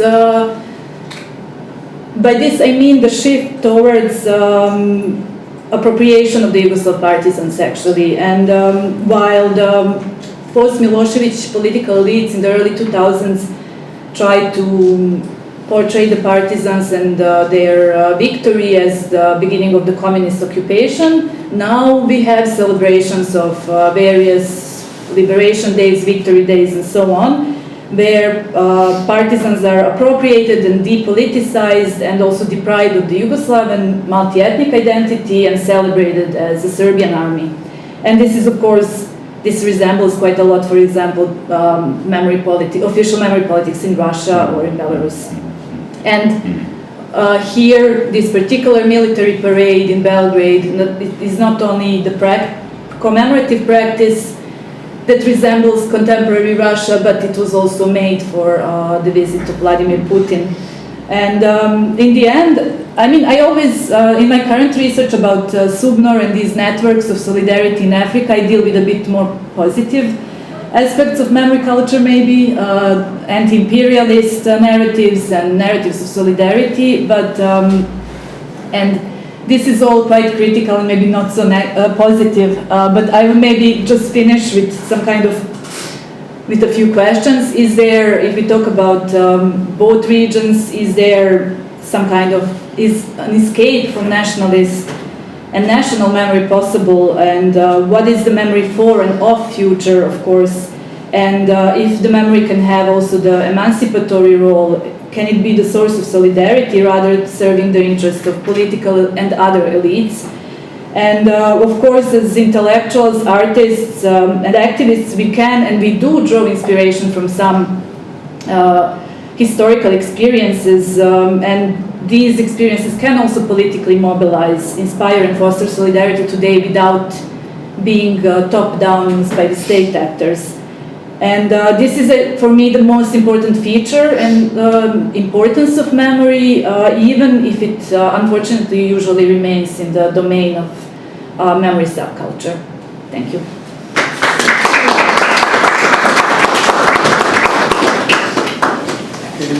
Now we continue with Arvidas. Yes. Did you left the room? No? Okay.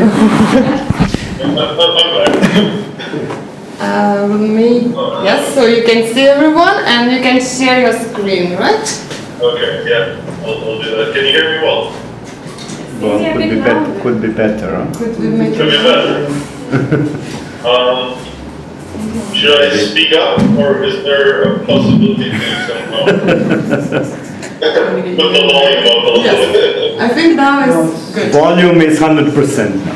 Okay, so I'll speak up. No problem. I'll have my laptop closer. Okay. Well, thank you for the fascinating presentation. All three of them very different, but so mine will be different as well. I think it ties in somehow to all of what's been talked about today. Let me share. So I thought, I would go through political images that kind of constitute Lithuanian post-Soviet identity and kind of that is being used and in some cases abused by the current political process.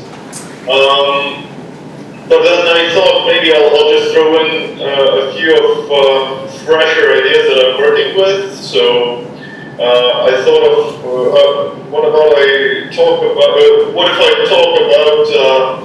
the process of alchemic transformation? I'll try to explain that. But that I'm inspired by contemporary trends that I observe in amongst my students, especially in the Vilnius Academy of Arts, where I also have a module to talk about esoteric topics or these symbolic Jungian ideas and whatnot, horoscopes and so on.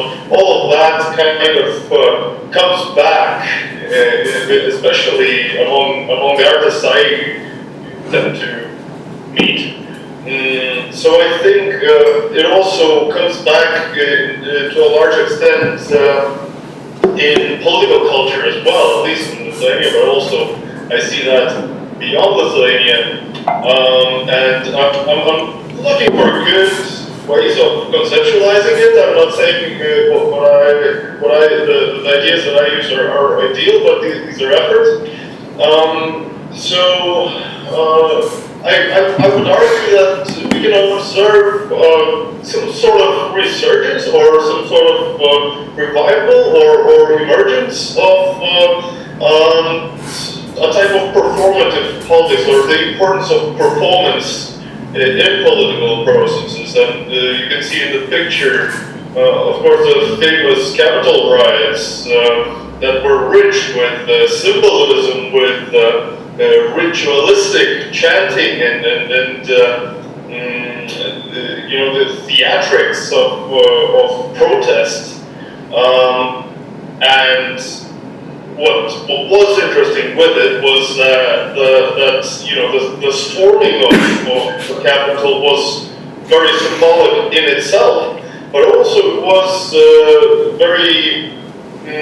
It was the end to itself, because once the protesters were in the Capitol, they weren't sure what to do. Like they just fooled around, and that's an interesting tendency that we can see in other places as well. And I'll talk about a similar effort of a similar political performance that recently happened in Lithuania in a moment, but I would just really like to talk first to emphasize this performative element. And maybe I would even argue that it's either performative politics where you chant reality into existence, where you utter things into presence, or perhaps politics of performance, where performance itself becomes an important integral part of political process. And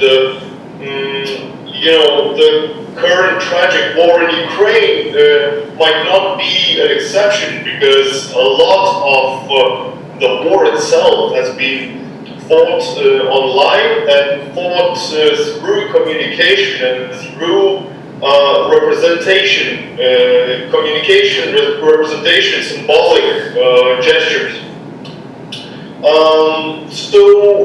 In theory, I'm not very keen on using the word post-truth, because post-truth, I mean, it doesn't sound like a convincing argument that we live somewhere beyond truth. But there are other theories that kind of can perhaps be applied to certain extents, and I call it the pluralization of the truth regime. Truth regime is a concept by Michel Foucault, arguing that truth is essentially power-laden. It's being constructed and upheld by institutions that produce the truth, such as universities produce scientific knowledge. And then Lorna Ware of Canada argues that actually we should talk of parallel truth formulae, that truth regime is not only power-laden, but also there are various formulae of different types of truth games or truth rules that inhabit different aspects of our lives. So we apply certain truths to our historical memory, and maybe that's an area of more of a symbolic truth in politics, and we apply different rules of validation in court, so to say, or in public, some sort of public setting. I will now talk about the rising importance of that symbolic truth that I mentioned, and I relate it to an idea by Thomas Petit, a communication scholar from Denmark, who talks about Gutenberg parenthesis, and he talks about Gutenberg's printing press establishing a certain form of truth making, which is book bound. So with the spread of written word, written law, through mass spread of truth bound in line and in book, we also, this has also altered the way we perceive what reality, political reality, and political truth, and truth in politics is. That it's linear, that it's non-self-contradictory, that it's provable, that is, it is somehow clear and one-sided and singular. Whereas he argues that before written culture, you would have truths that are uttered from person to person, that shift with retelling, that are much more similar to memory politics or memory history or oral history, rather than this written linear history that we're so used to. But he argues that, okay, well, perhaps with the internet era, we come back to this world of plural political truth, where it is being produced through gossip, through forums, through Reddit, and even further on, it is being performatively. These utterances are being performatively practiced in political context, and thus established. Now, the idea of alchemy that I was playing around with is by Agnes Horvath,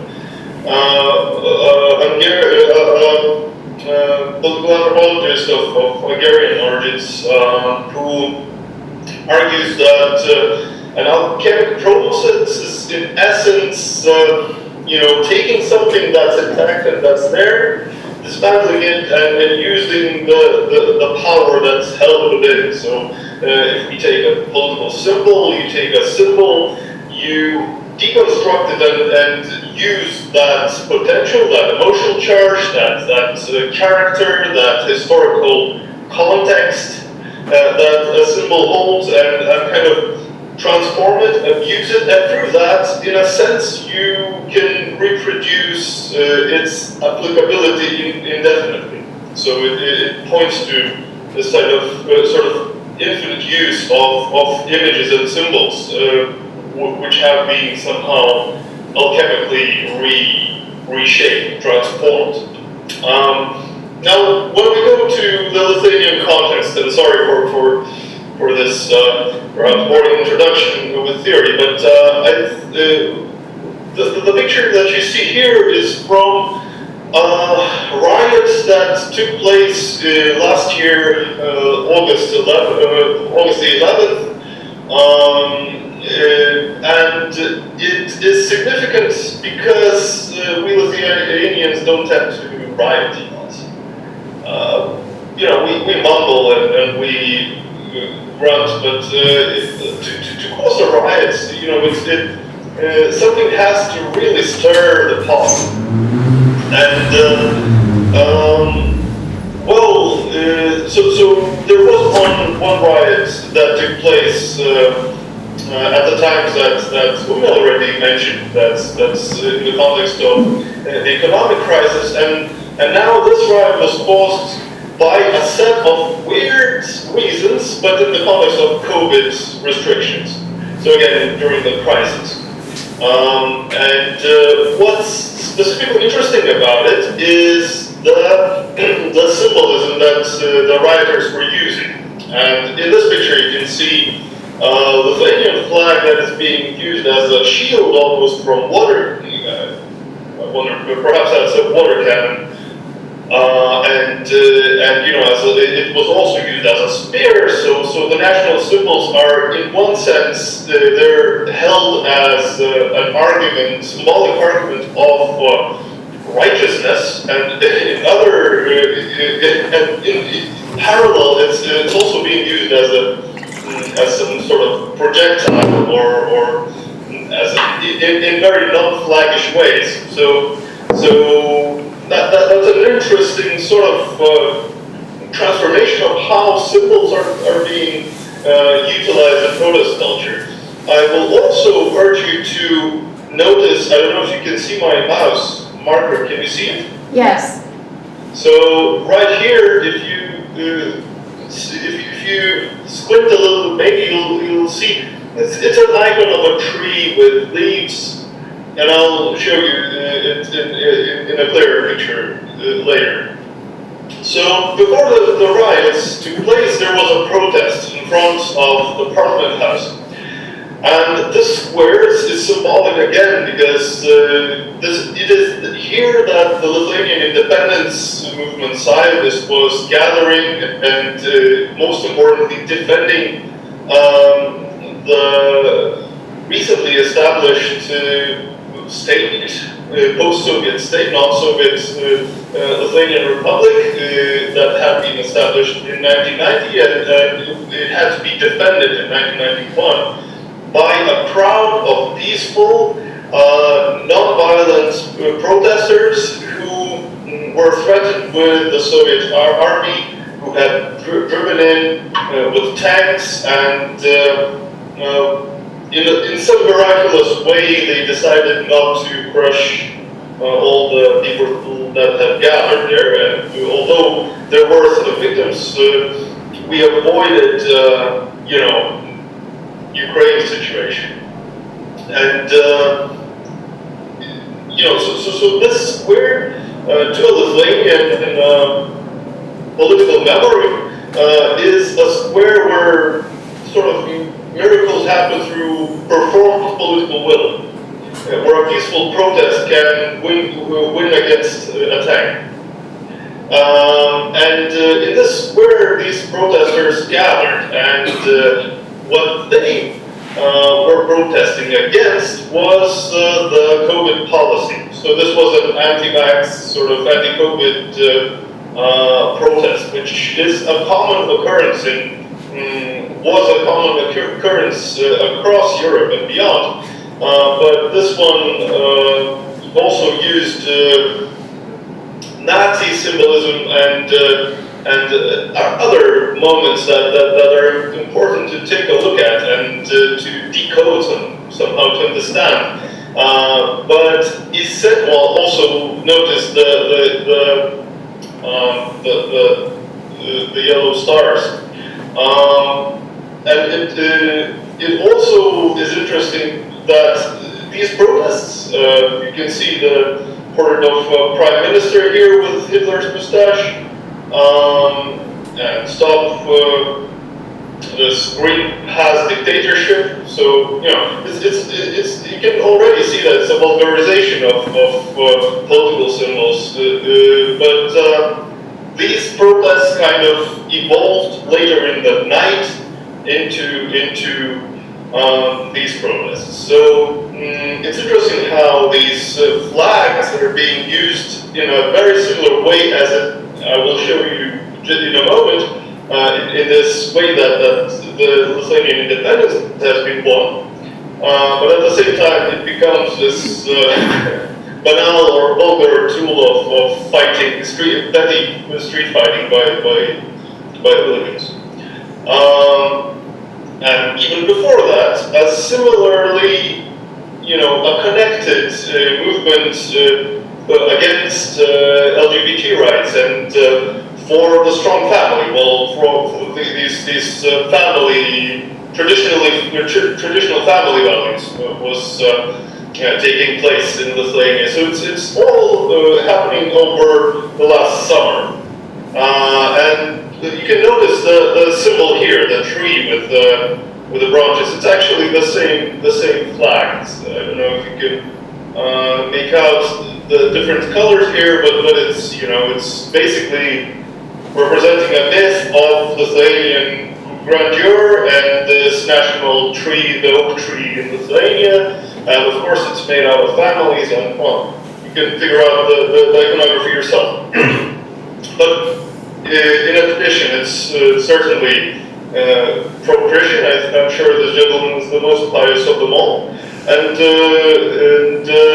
of course with the slogans zero tolerance and a national symbol again from the Grand Duchy of Lithuania, so referring to the historical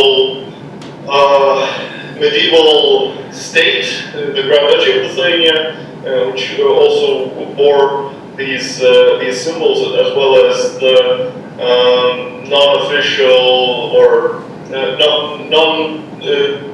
this what's the right status, but basically a second flag of Lithuania that relates again to the Grand Duchy of Lithuania. So a lot of historical references and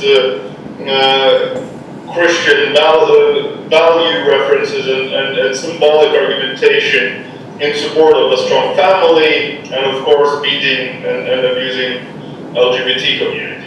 And of course, traditional family equals strong nation. Well, I'm pretty sure everyone knows the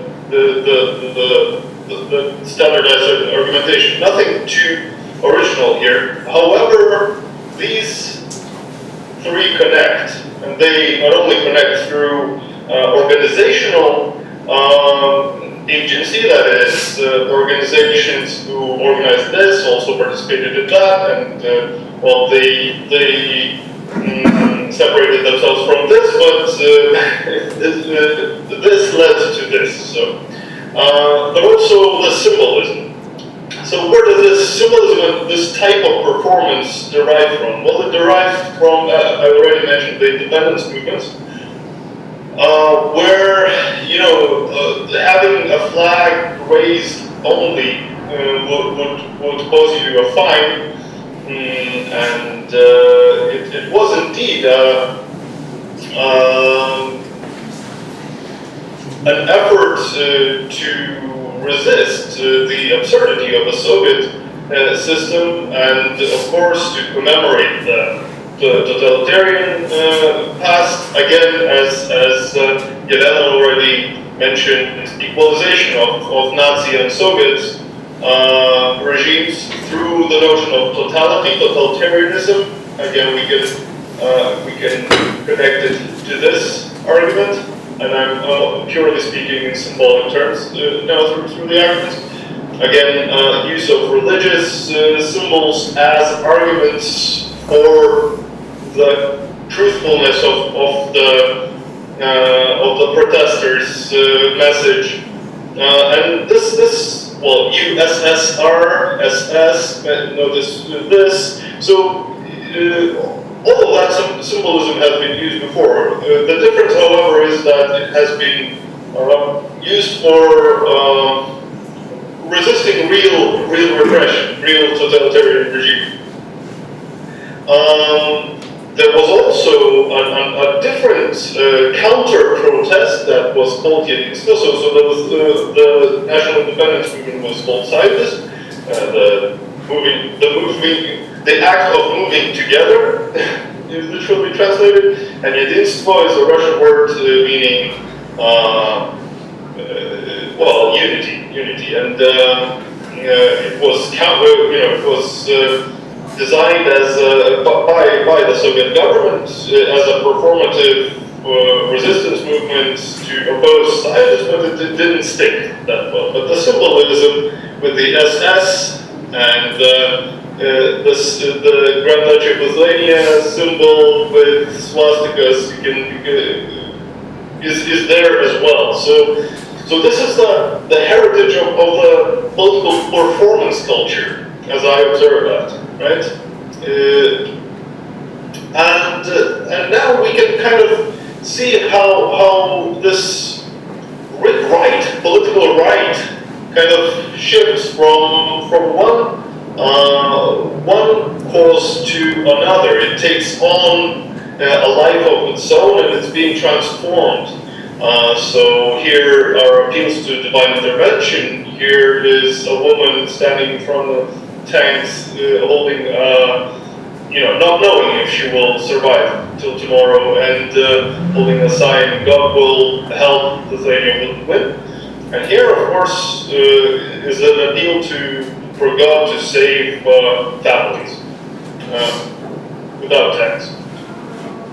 Here, again, I already talked about this. Demonization through comparison with Nazism and fascism. That's, by the way, exactly the strategy of the Russian regime towards Ukraine. So again, this is not unique to Lithuania, of course. And the representation of the self as a threat, as being under threat, while these people are genuinely unsure what will happen, and these dates refer to the occupation, the years of occupation of Lithuania, but the question is what's happening next. But and this symbol, the coat of arms of Lithuania, is being targeted. So whereas here it's the message is still similar. So. But it's already an aggressive state. This position says, please, for the traitors of Lithuania, and reminds you of many things. Again, an interesting example where here the reference is to the Gulag prisoners who, and the reference to the deportations, mass deportations of Lithuanians under Stalinists and throughout the Soviet period. Again, equation of Soviet with Nazi, and representation of the self as the victim, self-victimization. And here again, you see a similar type, but already transforming ways of self-victimization, as victims of supposed Holocaust posed by the Prime Minister with the Hitler's mustache. And again, this of course caused an uproar in Lithuania as well, the use of the David's star, but it was argued that it's a form of art, so a form of self-expression. So again, quite a cynical game with symbols and with advocating rights, right? So how does that? So I'm trying to theorize, and I'm not all the way there. I'm trying to think of it. How do these symbols, how do they function? How do they establish political reality? How do they affect it? And also, how does that transformation and distortion and alchemic transformation happen? So the process seems to be of imitative repetition, where you do the same moves, so to say. You perform the same performances as your model, but since you put it in a different context and you use it for different reasons, you kind of corrode it. Corruption has the same etymological origin as corrosion. It's a process of dissolving, disintegrating meaning. So you disintegrate the original meaning, and you kind of, in that void of meaning, you insert your own meanings. You transform the message. And of course, because you've committed this alchemic process,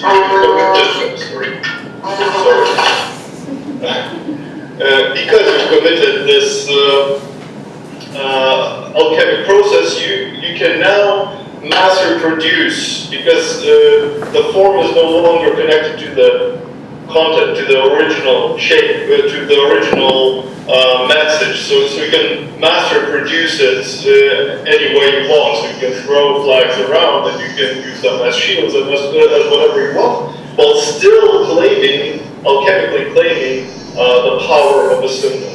So that's the critical analysis of the promise. Thank you.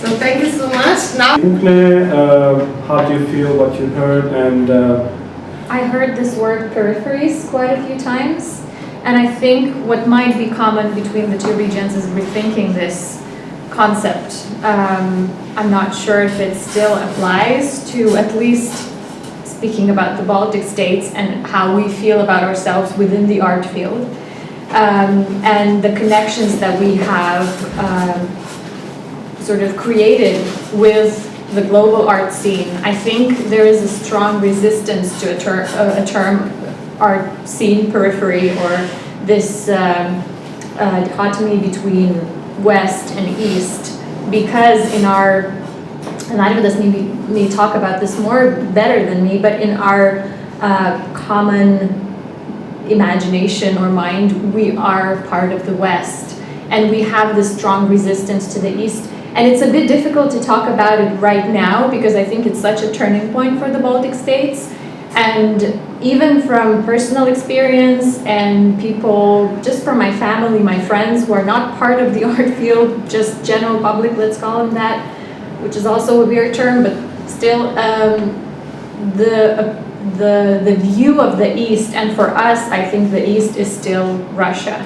I think we, in the Baltic states, it's quite limited view in general of what the East is, and now the cultural ties that were emerging with China, with cultural attaché there, which is no longer because of the tense relationships, that's sort of gone for now, and this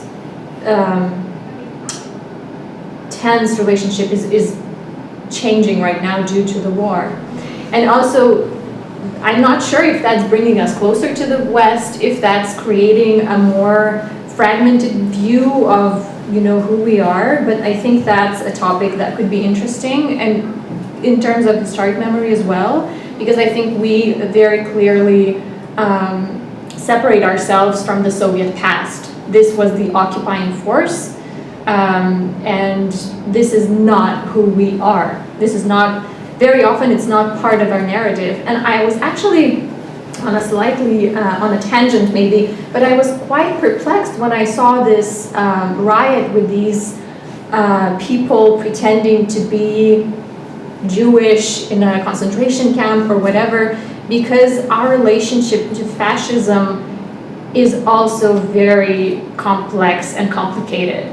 We do equal communism to fascism in terms of totalitarianism and the damage they have done, and in terms of seeing it as the other that has sort of put us in a position of a victim. But we haven't dealt with that history in Lithuania in reality, I don't think, because it's part of this trauma and placing ourselves within it and living through it that it's still happening. So I was quite surprised that such symbolism was chosen and such identification. So that's a slightly different maybe thing, but I think two things just to sum up is this idea of periphery and then the way we deal with fascism and communism, I think might be the broad themes, but I do agree that the four presentations were very different on very different topics, so it's difficult to generalize, I think. Yeah, I mean, of course, different topics, different approaches, but I mean, it's because simply, you know, we still have to deal with the definitions of certain notions and certain words that we use. I was always interested in this kind of what do we mean when we use a certain word. For example, East and West. Yeah. So what do we mean when we carry on using this dichotomy? And it is interesting that we are using this dichotomy now even more than before. You know, because the war in Ukraine has made such a polarization really extreme. You know, now we are always talking about that. It's the some kind of civilizational struggle between the two cultural spheres. Whereas before 1989, this division was primarily ideological. The East meant socialist countries, the West meant capitalist countries. And one of the ways how this effective notion was somehow moderated was through turning these political issues into a cultural divide. And Yugoslavia is a good example of that, because, as you said, in Lithuania it's quite a clear situation. You were occupied by the Soviets, representing this political East, whatever this is, and for you this situation was simply getting, after 1989, it was getting back to the historical moment before the Soviet occupation. So it is a clear thing. You know, you want to return back to some kind of original understanding of the Lithuanian nation, the Lithuanian country. Whereas in Yugoslavia, there was no turning point in terms of the whole entire country, because of course the Yugoslavia existed before socialism. There was an attempt to create, a failed attempt to create a Yugoslav identity, like a national, almost supranational identity. Even after the Second World War, there was an attempt by intellectuals close to the communists to somehow pursue this idea that there is such a thing as a Yugoslav identity. Miroslav Krleža, for example, famous, probably the best Croatian and Yugoslav writer of the 20th century, was, for example, arguing in the early 50s that there is such a thing as Yugoslav identity that combines all the previous experiences of these South Slavic nations as something that is against big imperial powers. So what is common for Yugoslav identity? That we are between big empires, Byzantine, Ottoman, Austro-Hungarian, whatever, you know, so we are, this is our identity, this is a kind of anti-imperial identity. which is interesting because it can get close to this kind of post-colonial understanding also of the third world, as also in that's why Yugoslavia wasn't, through the non-alignment movement, it was a part of that. But somehow this attempt failed, and a Yugoslav identity then later was understood as some kind of identity of a socialist community. So we were Croats, Serbs, Slovenes, whatever, everyone could declare themselves to be a member of a certain nation. Even during Yugoslavia, people who declared themselves as Yugoslavs were in minority. Even Tito declared himself a Croat in the 60s when it was, so it was all, but that meant that, this idea of this kind of cultural differences was already there. And then, when Yugoslavia broke down, it was somehow culturally divided itself between the East and the West. When you read, for example, one of the most famous first kind of well-known book about so-called Eastern and Central European art by Polish art historian Piotr Piotrowski.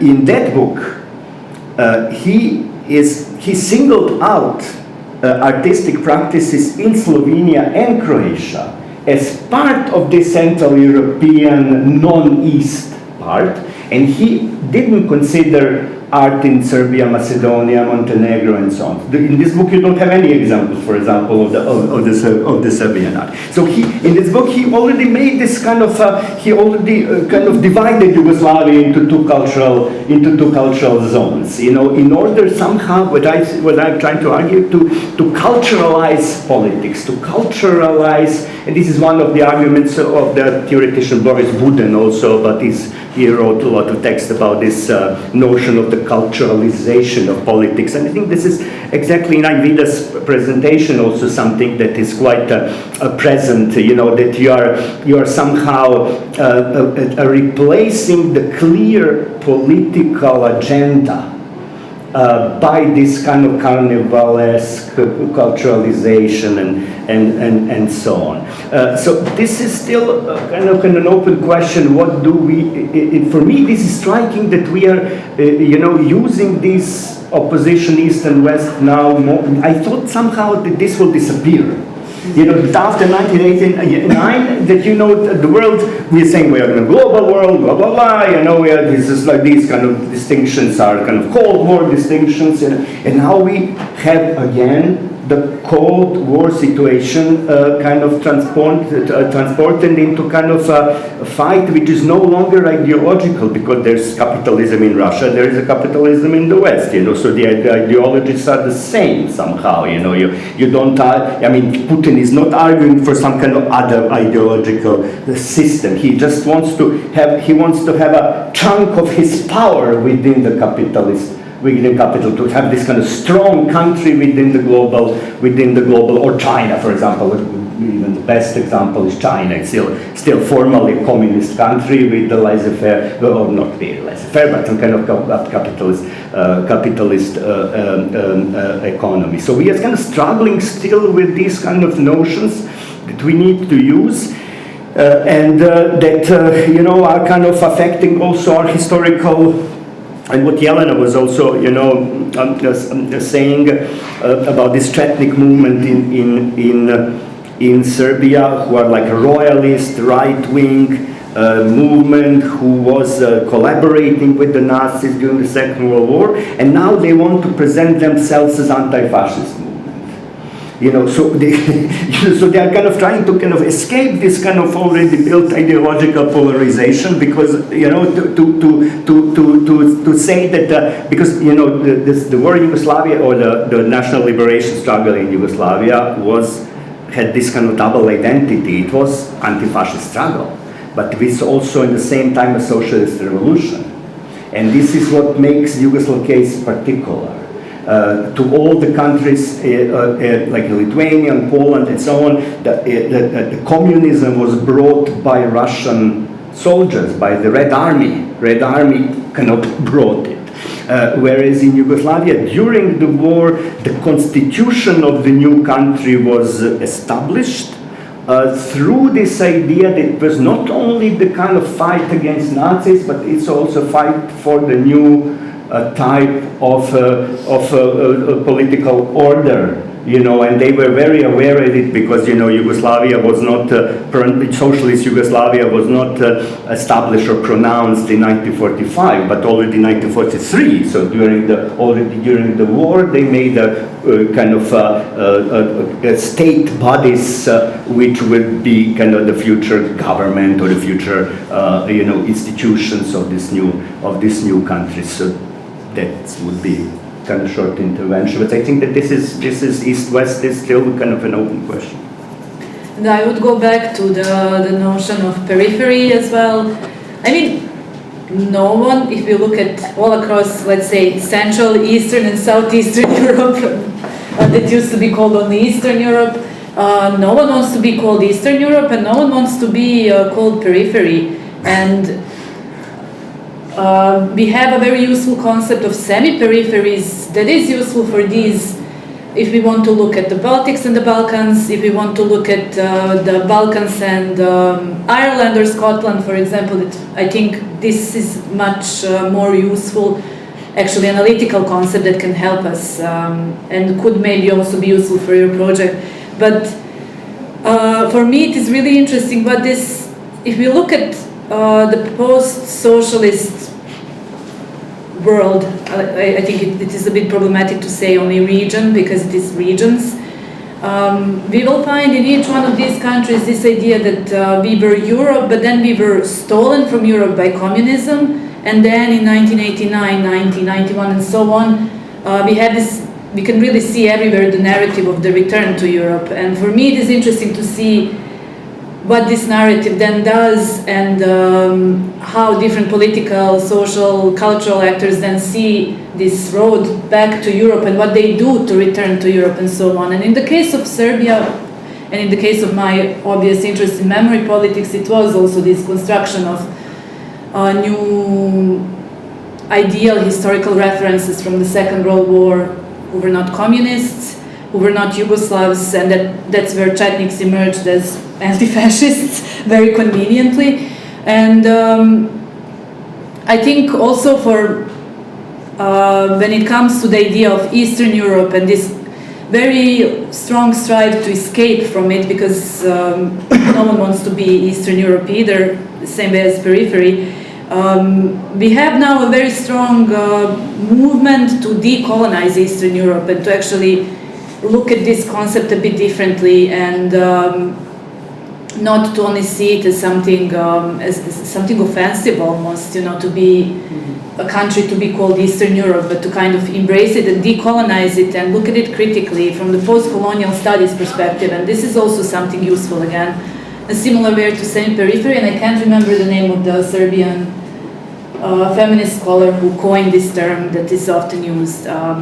I'm sorry, but I will be happy to circulate the reading, because I think for this particular connection, the Baltics and the Balkans, it could be very productive to discuss it. And I will finish here just to allow response by the next speaker as well, and maybe more questions.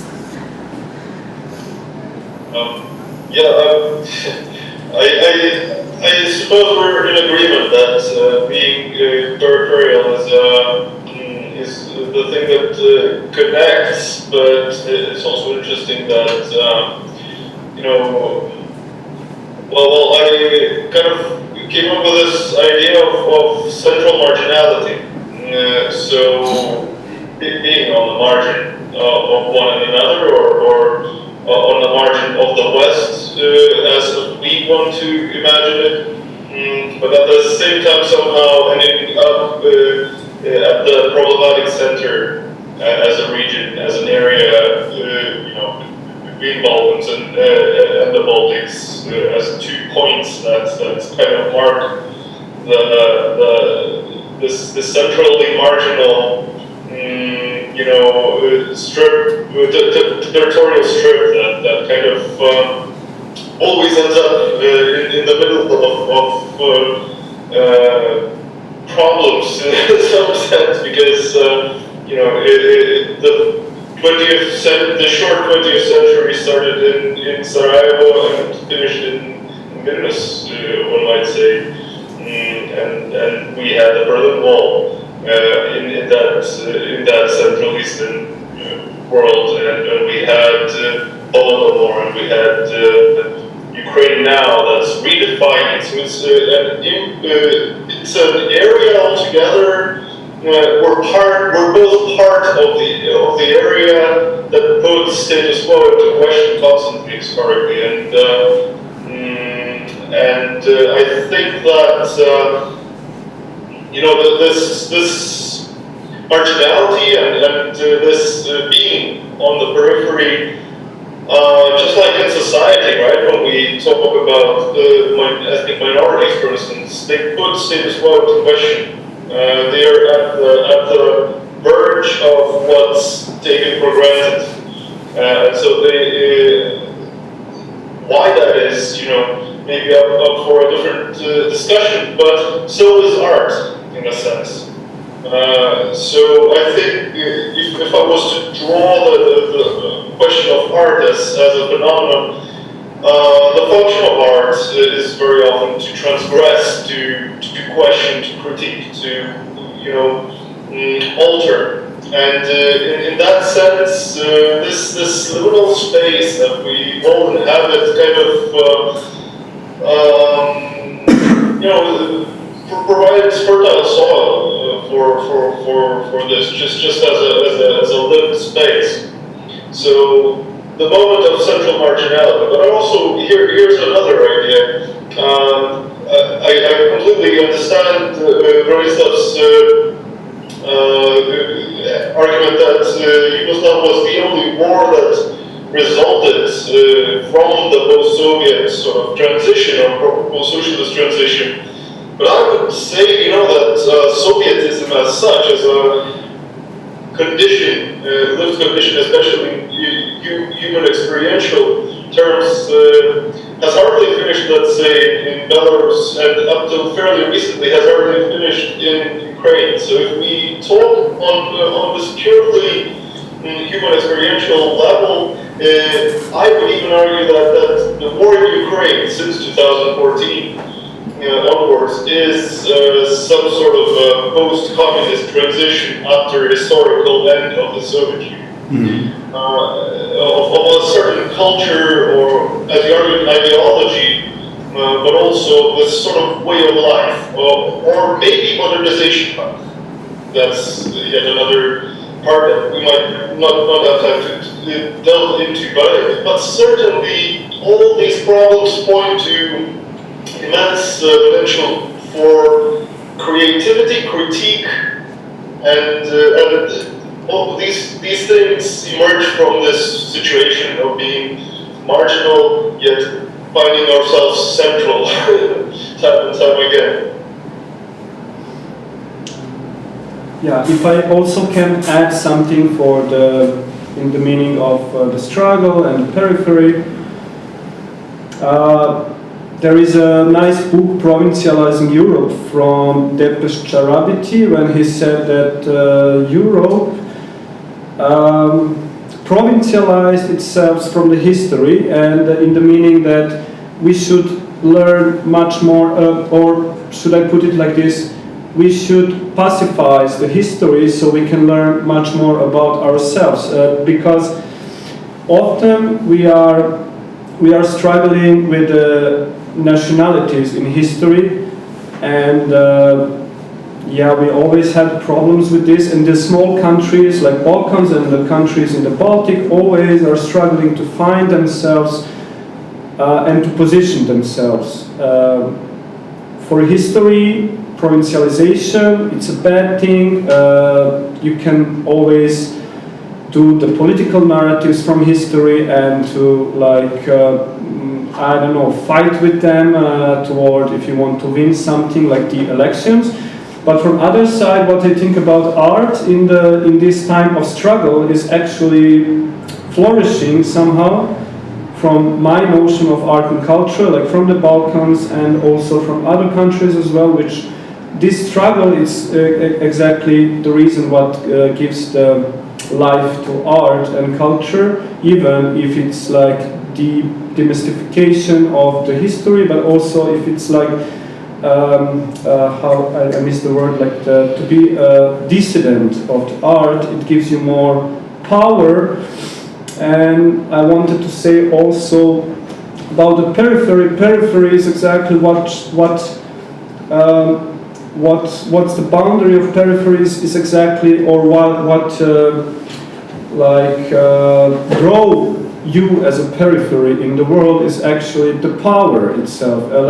You have Eastern power, Western power, and you somehow just trying to live in between of these 2, 3, 4 powers. And as I said, for art, it can be very as a cure somehow, but for the history itself, as it was shown in the Balkans, it rebels itself into something else, like a deteriorating part of our history toward the war itself. Yeah. And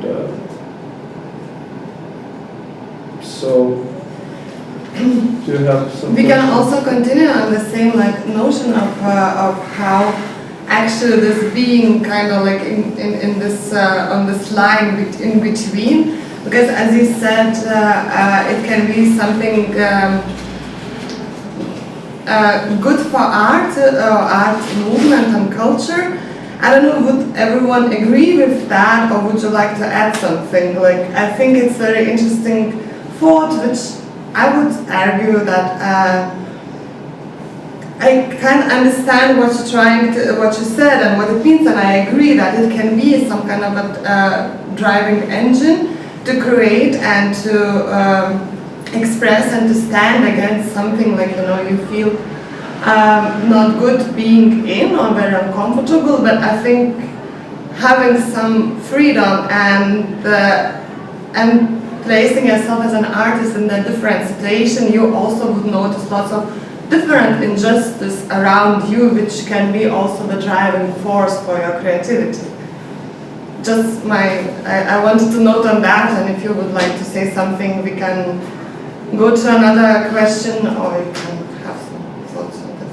Yeah, from other side, conformism gives, or not gives, I mean, from my perspective, it takes energy, and from, I don't know, art is I don't know, from the situation from the Baltic states, but from the Balkan, I can only see that plenty of art is actually created from the notion of what surrounds you, and that surrounds you, it's a problem, and you are trying to fix it, and you're trying to show the problem from the medium you liked, and I think it's but now we cannot discuss only this, because we live with the problems for at least 30 years.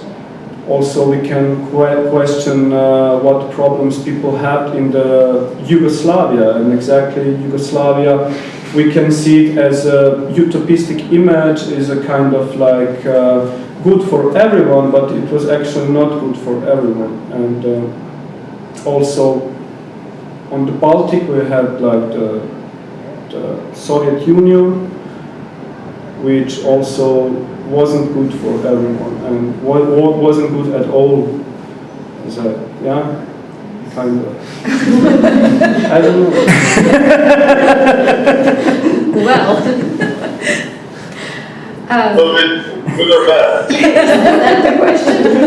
No, it's not a question. I'm just adding up what we talked about and trying to figure out how art tries to find the holes, and how it and trying to reflect. So now what we have with the different situations in the world happening, and also trying to connect with the situations in the both regions. So I'm also struggling to articulate myself. Coming from a museum and representing an institution, I won't comment on the Soviet Union, good or bad, but just from the point of view of working with the artistic community in Lithuania and the critique that we received, that I mentioned in my presentation, that strengthening the private sector that works within the cultural field contributes to, furthering the market or collection building or sponsorship trends, and not the artistic production, not the art scene. And I don't think these two things are completely separate. And in Lithuania, coming from this moment of turmoil, of resisting against something, well, yes, that was very productive in the beginning of the 1990s and throughout the 1990s, but there was no system supporting the art world. And there was no, being an artist wasn't so much a profession for many people. I was talking about really a small group of people who made it with support of this one or two organizations that were strong enough to promote them in abroad and to support them and to curate the shows and to raise a new generation of curators alongside the artists. So I think it's a bit limited to think about the artistic scene just in terms of working against some issues or problems, especially such huge political powers or historical circumstances. And I don't think there's this critique coming towards the capitalist ways of working with art or influencing the art scene, and yet I think it brings some good as well. And I would agree completely that there are issues to fight against today, and I think a lot of young generation Lithuanian artists work with human rights or work with questions of ecology or institutional critique, which is also very important. So I'm not sure that we should talk about that in these terms of white and black, that we have nothing to sort of fight against now. And also, once again, this situation with Ukraine, which hits very close to home, literally, in the Baltic states, it hasn't prompted any, maybe some, but not much artistic production. And I'm very curious to see what response the artistic field will give. Mm-hmm. And the most visible right now, and of course we only had, I say only had because for artists that a short period of time, but of course the war is lasting for 2 months and that's horrible. Everybody hoped that it will end sooner. But the most visible artistic production comes from the artists that work in a very commercial way, that cater to the wider public, and those are the most active ones. And that's quite interesting because they use the system maybe more than others do. And these are not considered exhibition artists. These are not even people that we would exhibit. And in Lithuania, we are considered to be the popular museum, catering to everybody and so on.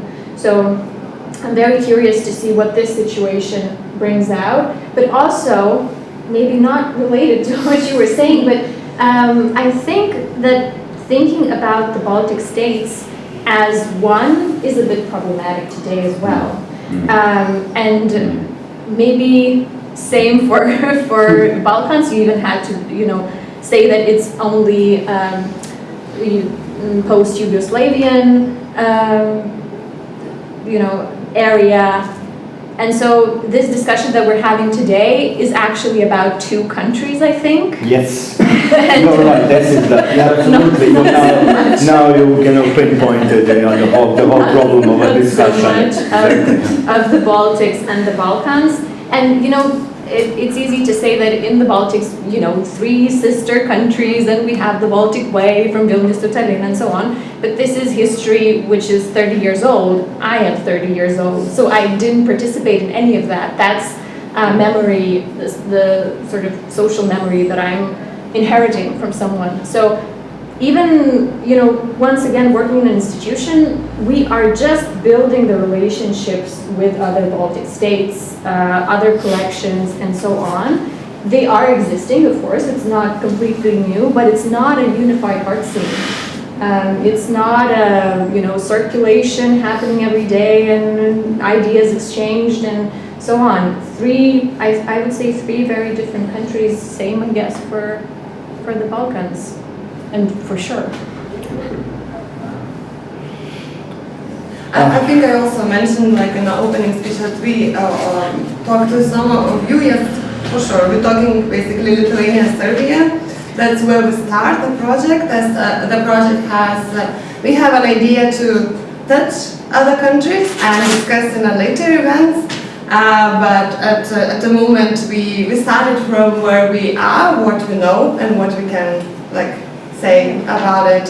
And yes, but the future plan is to include more countries from the regions and broader the conversation and the dialogue between. Yeah, it's not a reproach for me. It's just, I think it would be very interesting to see the reiterations of this conference with people from other countries as well.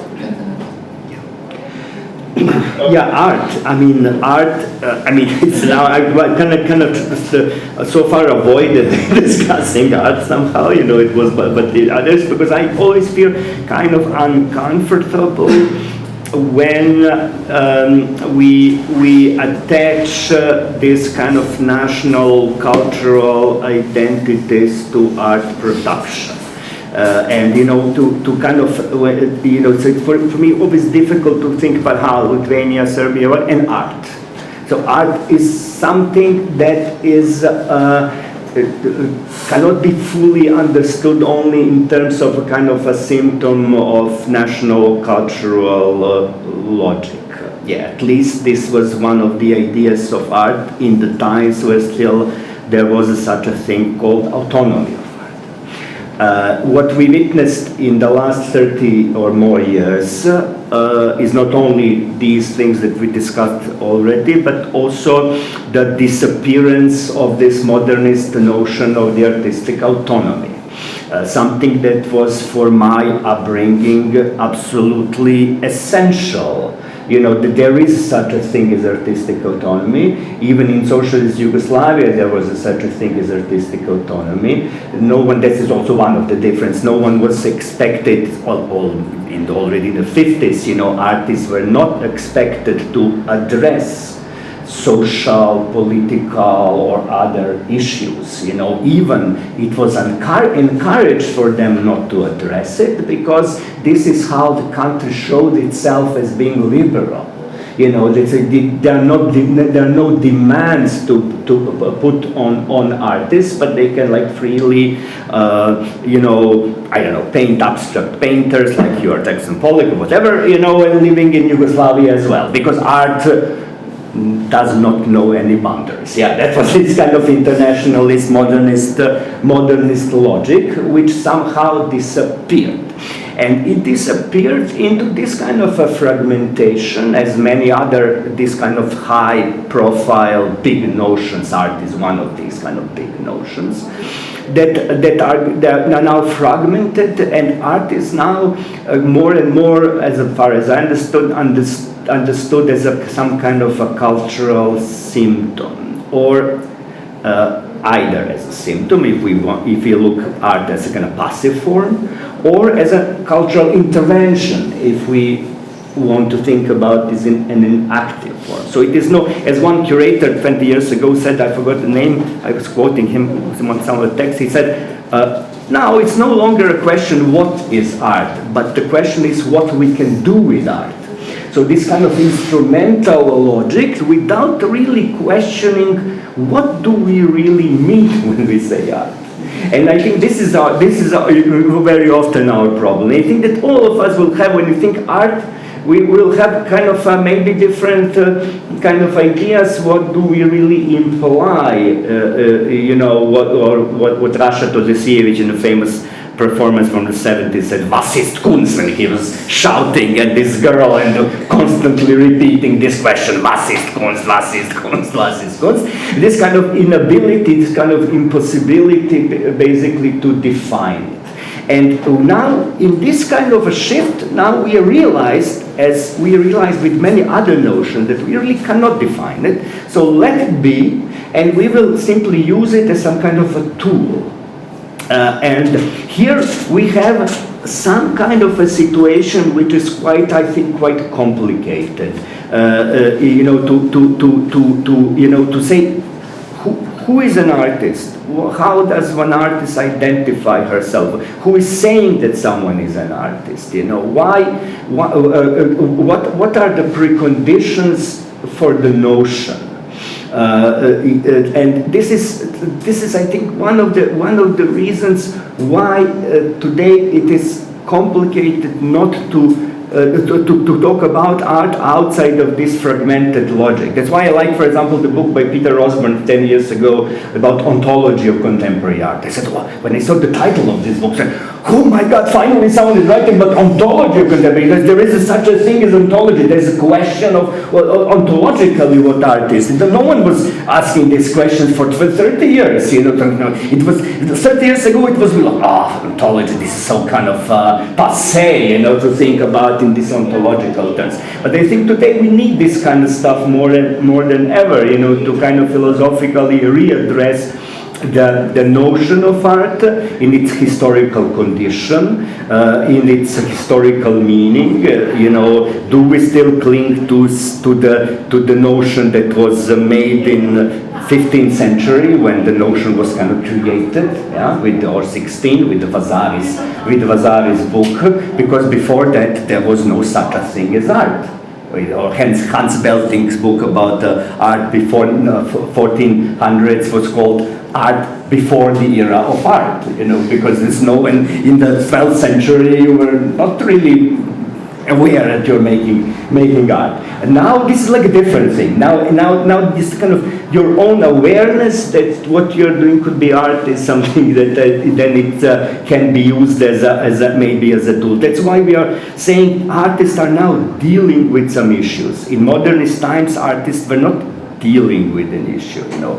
Jackson Pollock was not dealing with an issue. She was kind of doing paintings, making paintings. There was this autonomous will. Now it is expected from artists also to deal with the issue. That's why I understand that this kind of ontological term today is also this kind of instrumental logic of art, in which art is some kind of some form of a social tool. And I think this, in that case, it needs to be addressed in terms of its failure or success or benefit in doing such a thing. So this is now turning into what good art is. You no longer cannot say that in an aesthetical value that this is good art. You need another set of instruments to readdress this issue. So we, I think, need more of that kind of speculative philosophy. Basically, what we understand when we say art, what do we really understand under the term? Yeah, even more aggressively that art is becoming not just a tool; it's becoming content. It doesn't matter what kind of content it is, as long as it fills things, right? Its function is a filler. Yep.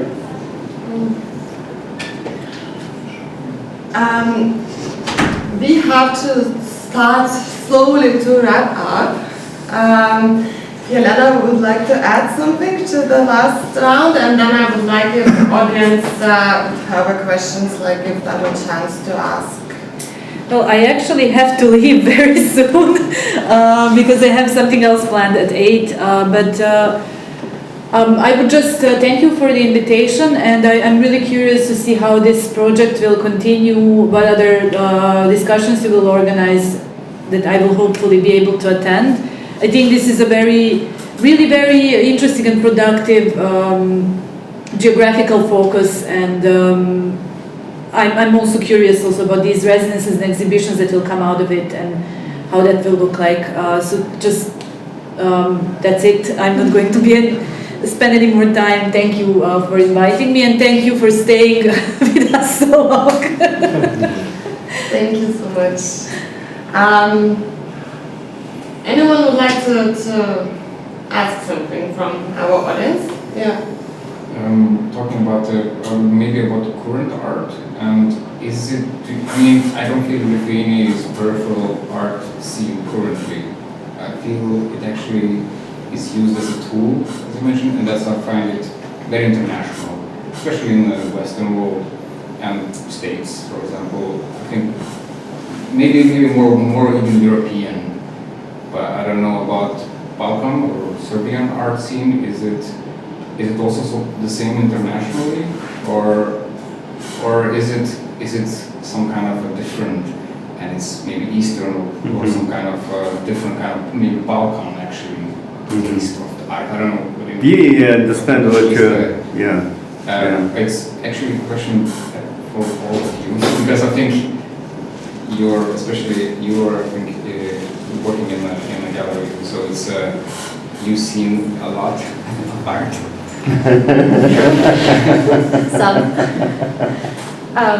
Would you like to start? Oh, yeah, I mean, absolutely. I mean, it's a global situation in which what is local is this institutional, financial, and other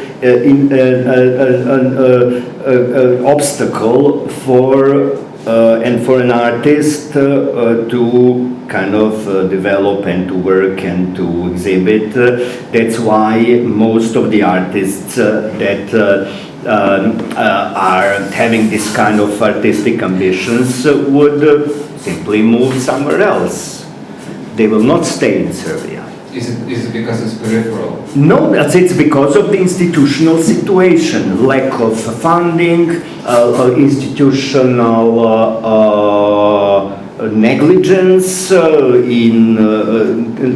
lack of capacity, very bad kind of the selection of people who work for institutions, all these kind of very, very, very down-to-earth reasons. Why, if you, as an artist, have a kind of a serious ambition, you cannot really do that in Serbia because you don't. There's a lack of support, and that's why when I go to Vienna or some other places, I meet a lot of Serbian and Yugoslav artists, who are simply here because they know this is the place for some kind of opportunity they don't have.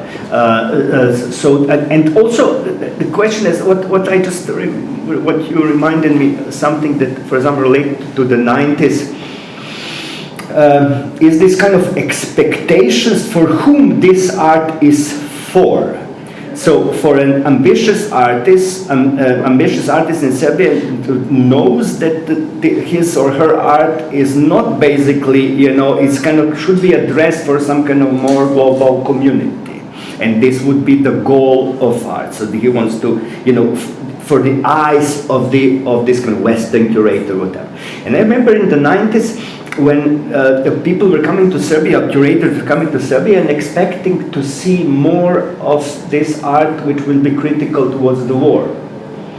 And artists who were themselves against the war, participating in these movements, they didn't want their art to be defined as anti-war. They wanted to continue with their own project, with their own ideas, with their own things, and so on. But there was this kind of expectation from the outside that if you make some kind of art that is more addressed to this kind of topical issues, to war, then you will become more visible or more present somewhere else. So this is creating this kind of an issue. It's not only kind of I definitely know that situation in Lithuania in terms of institutions, in terms of general kind of system is far better than in Serbia at the moment.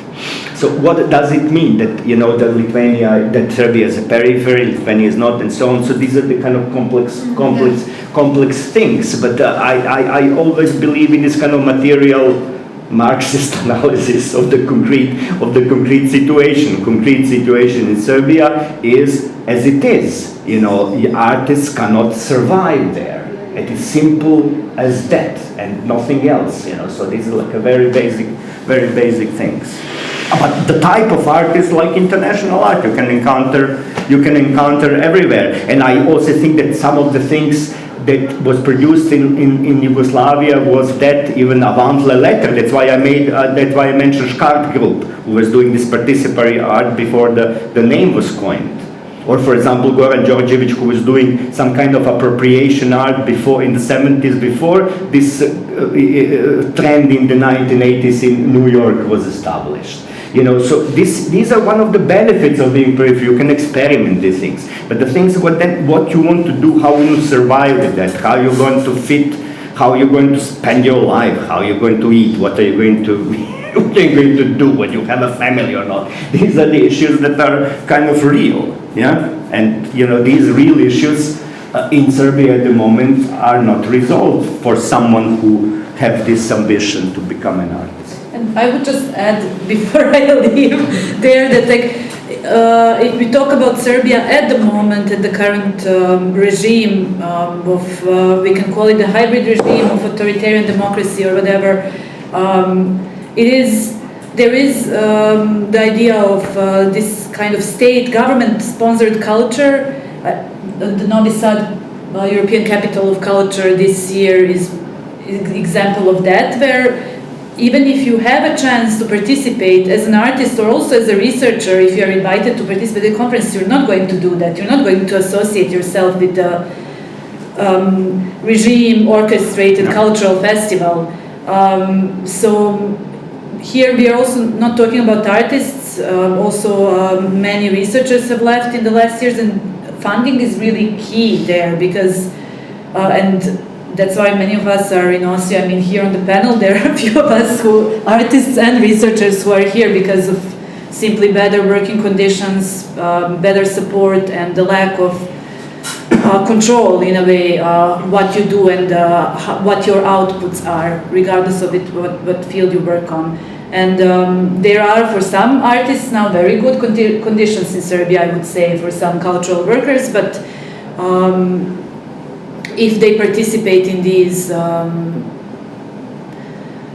don't know, state-sponsored cultural industries, I would say like that. And I come from Novi Sad, so for me this, particularly the European capital of culture and how corrupted and artificial it is, and how it is not rooted in the local community is a great example of it, what can happen even with something that could be very good for the local art scene.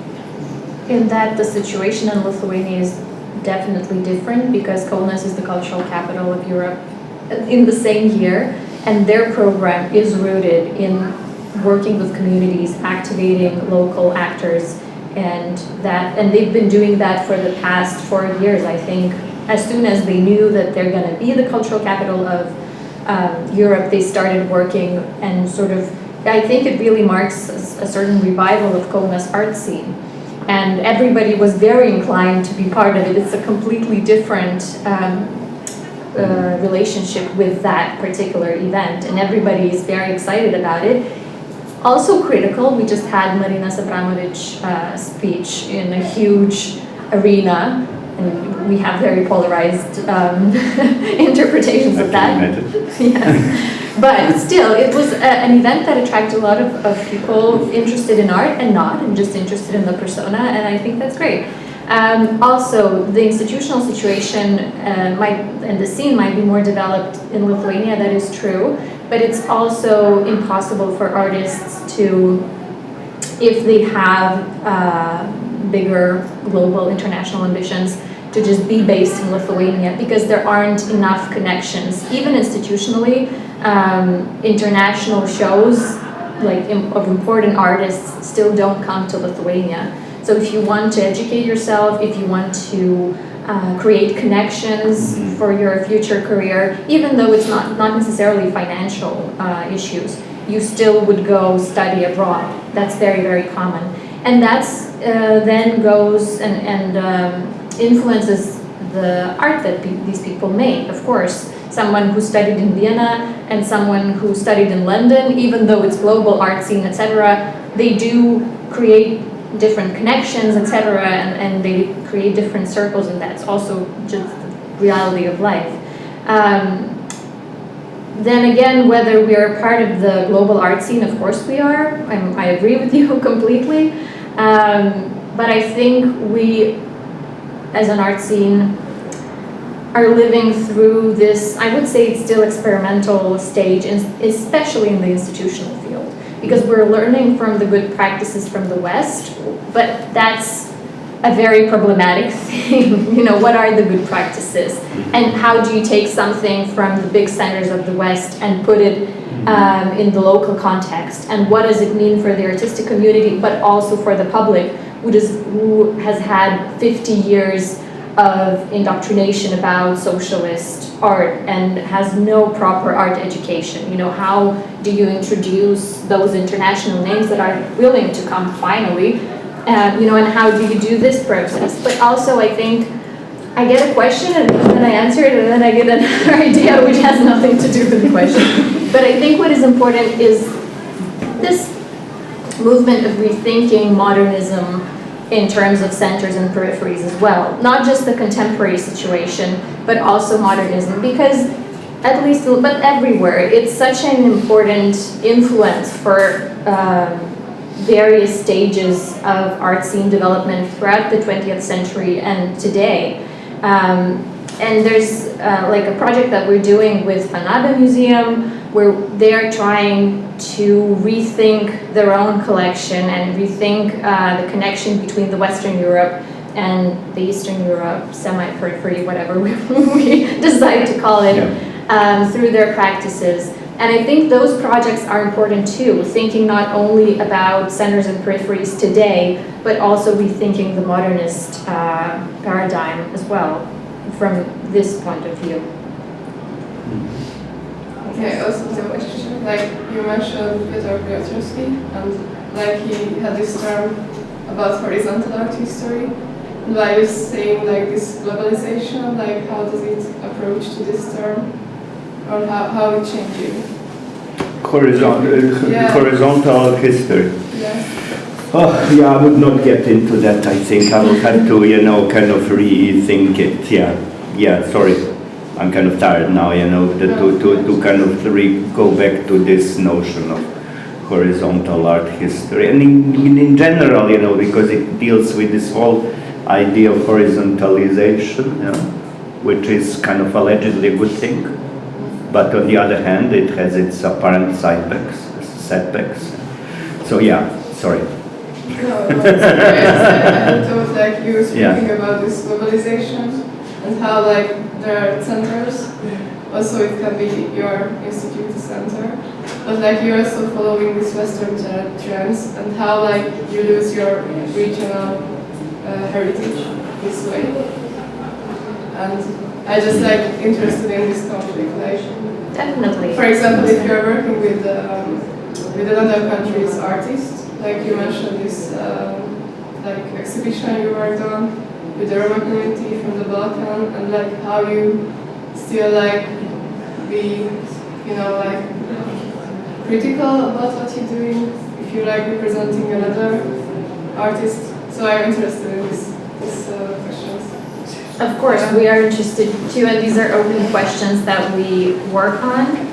And in that particular case, we brought in two artists together. So one's from Lithuania, let's say, and the other one is from Bosnia and Herzegovina.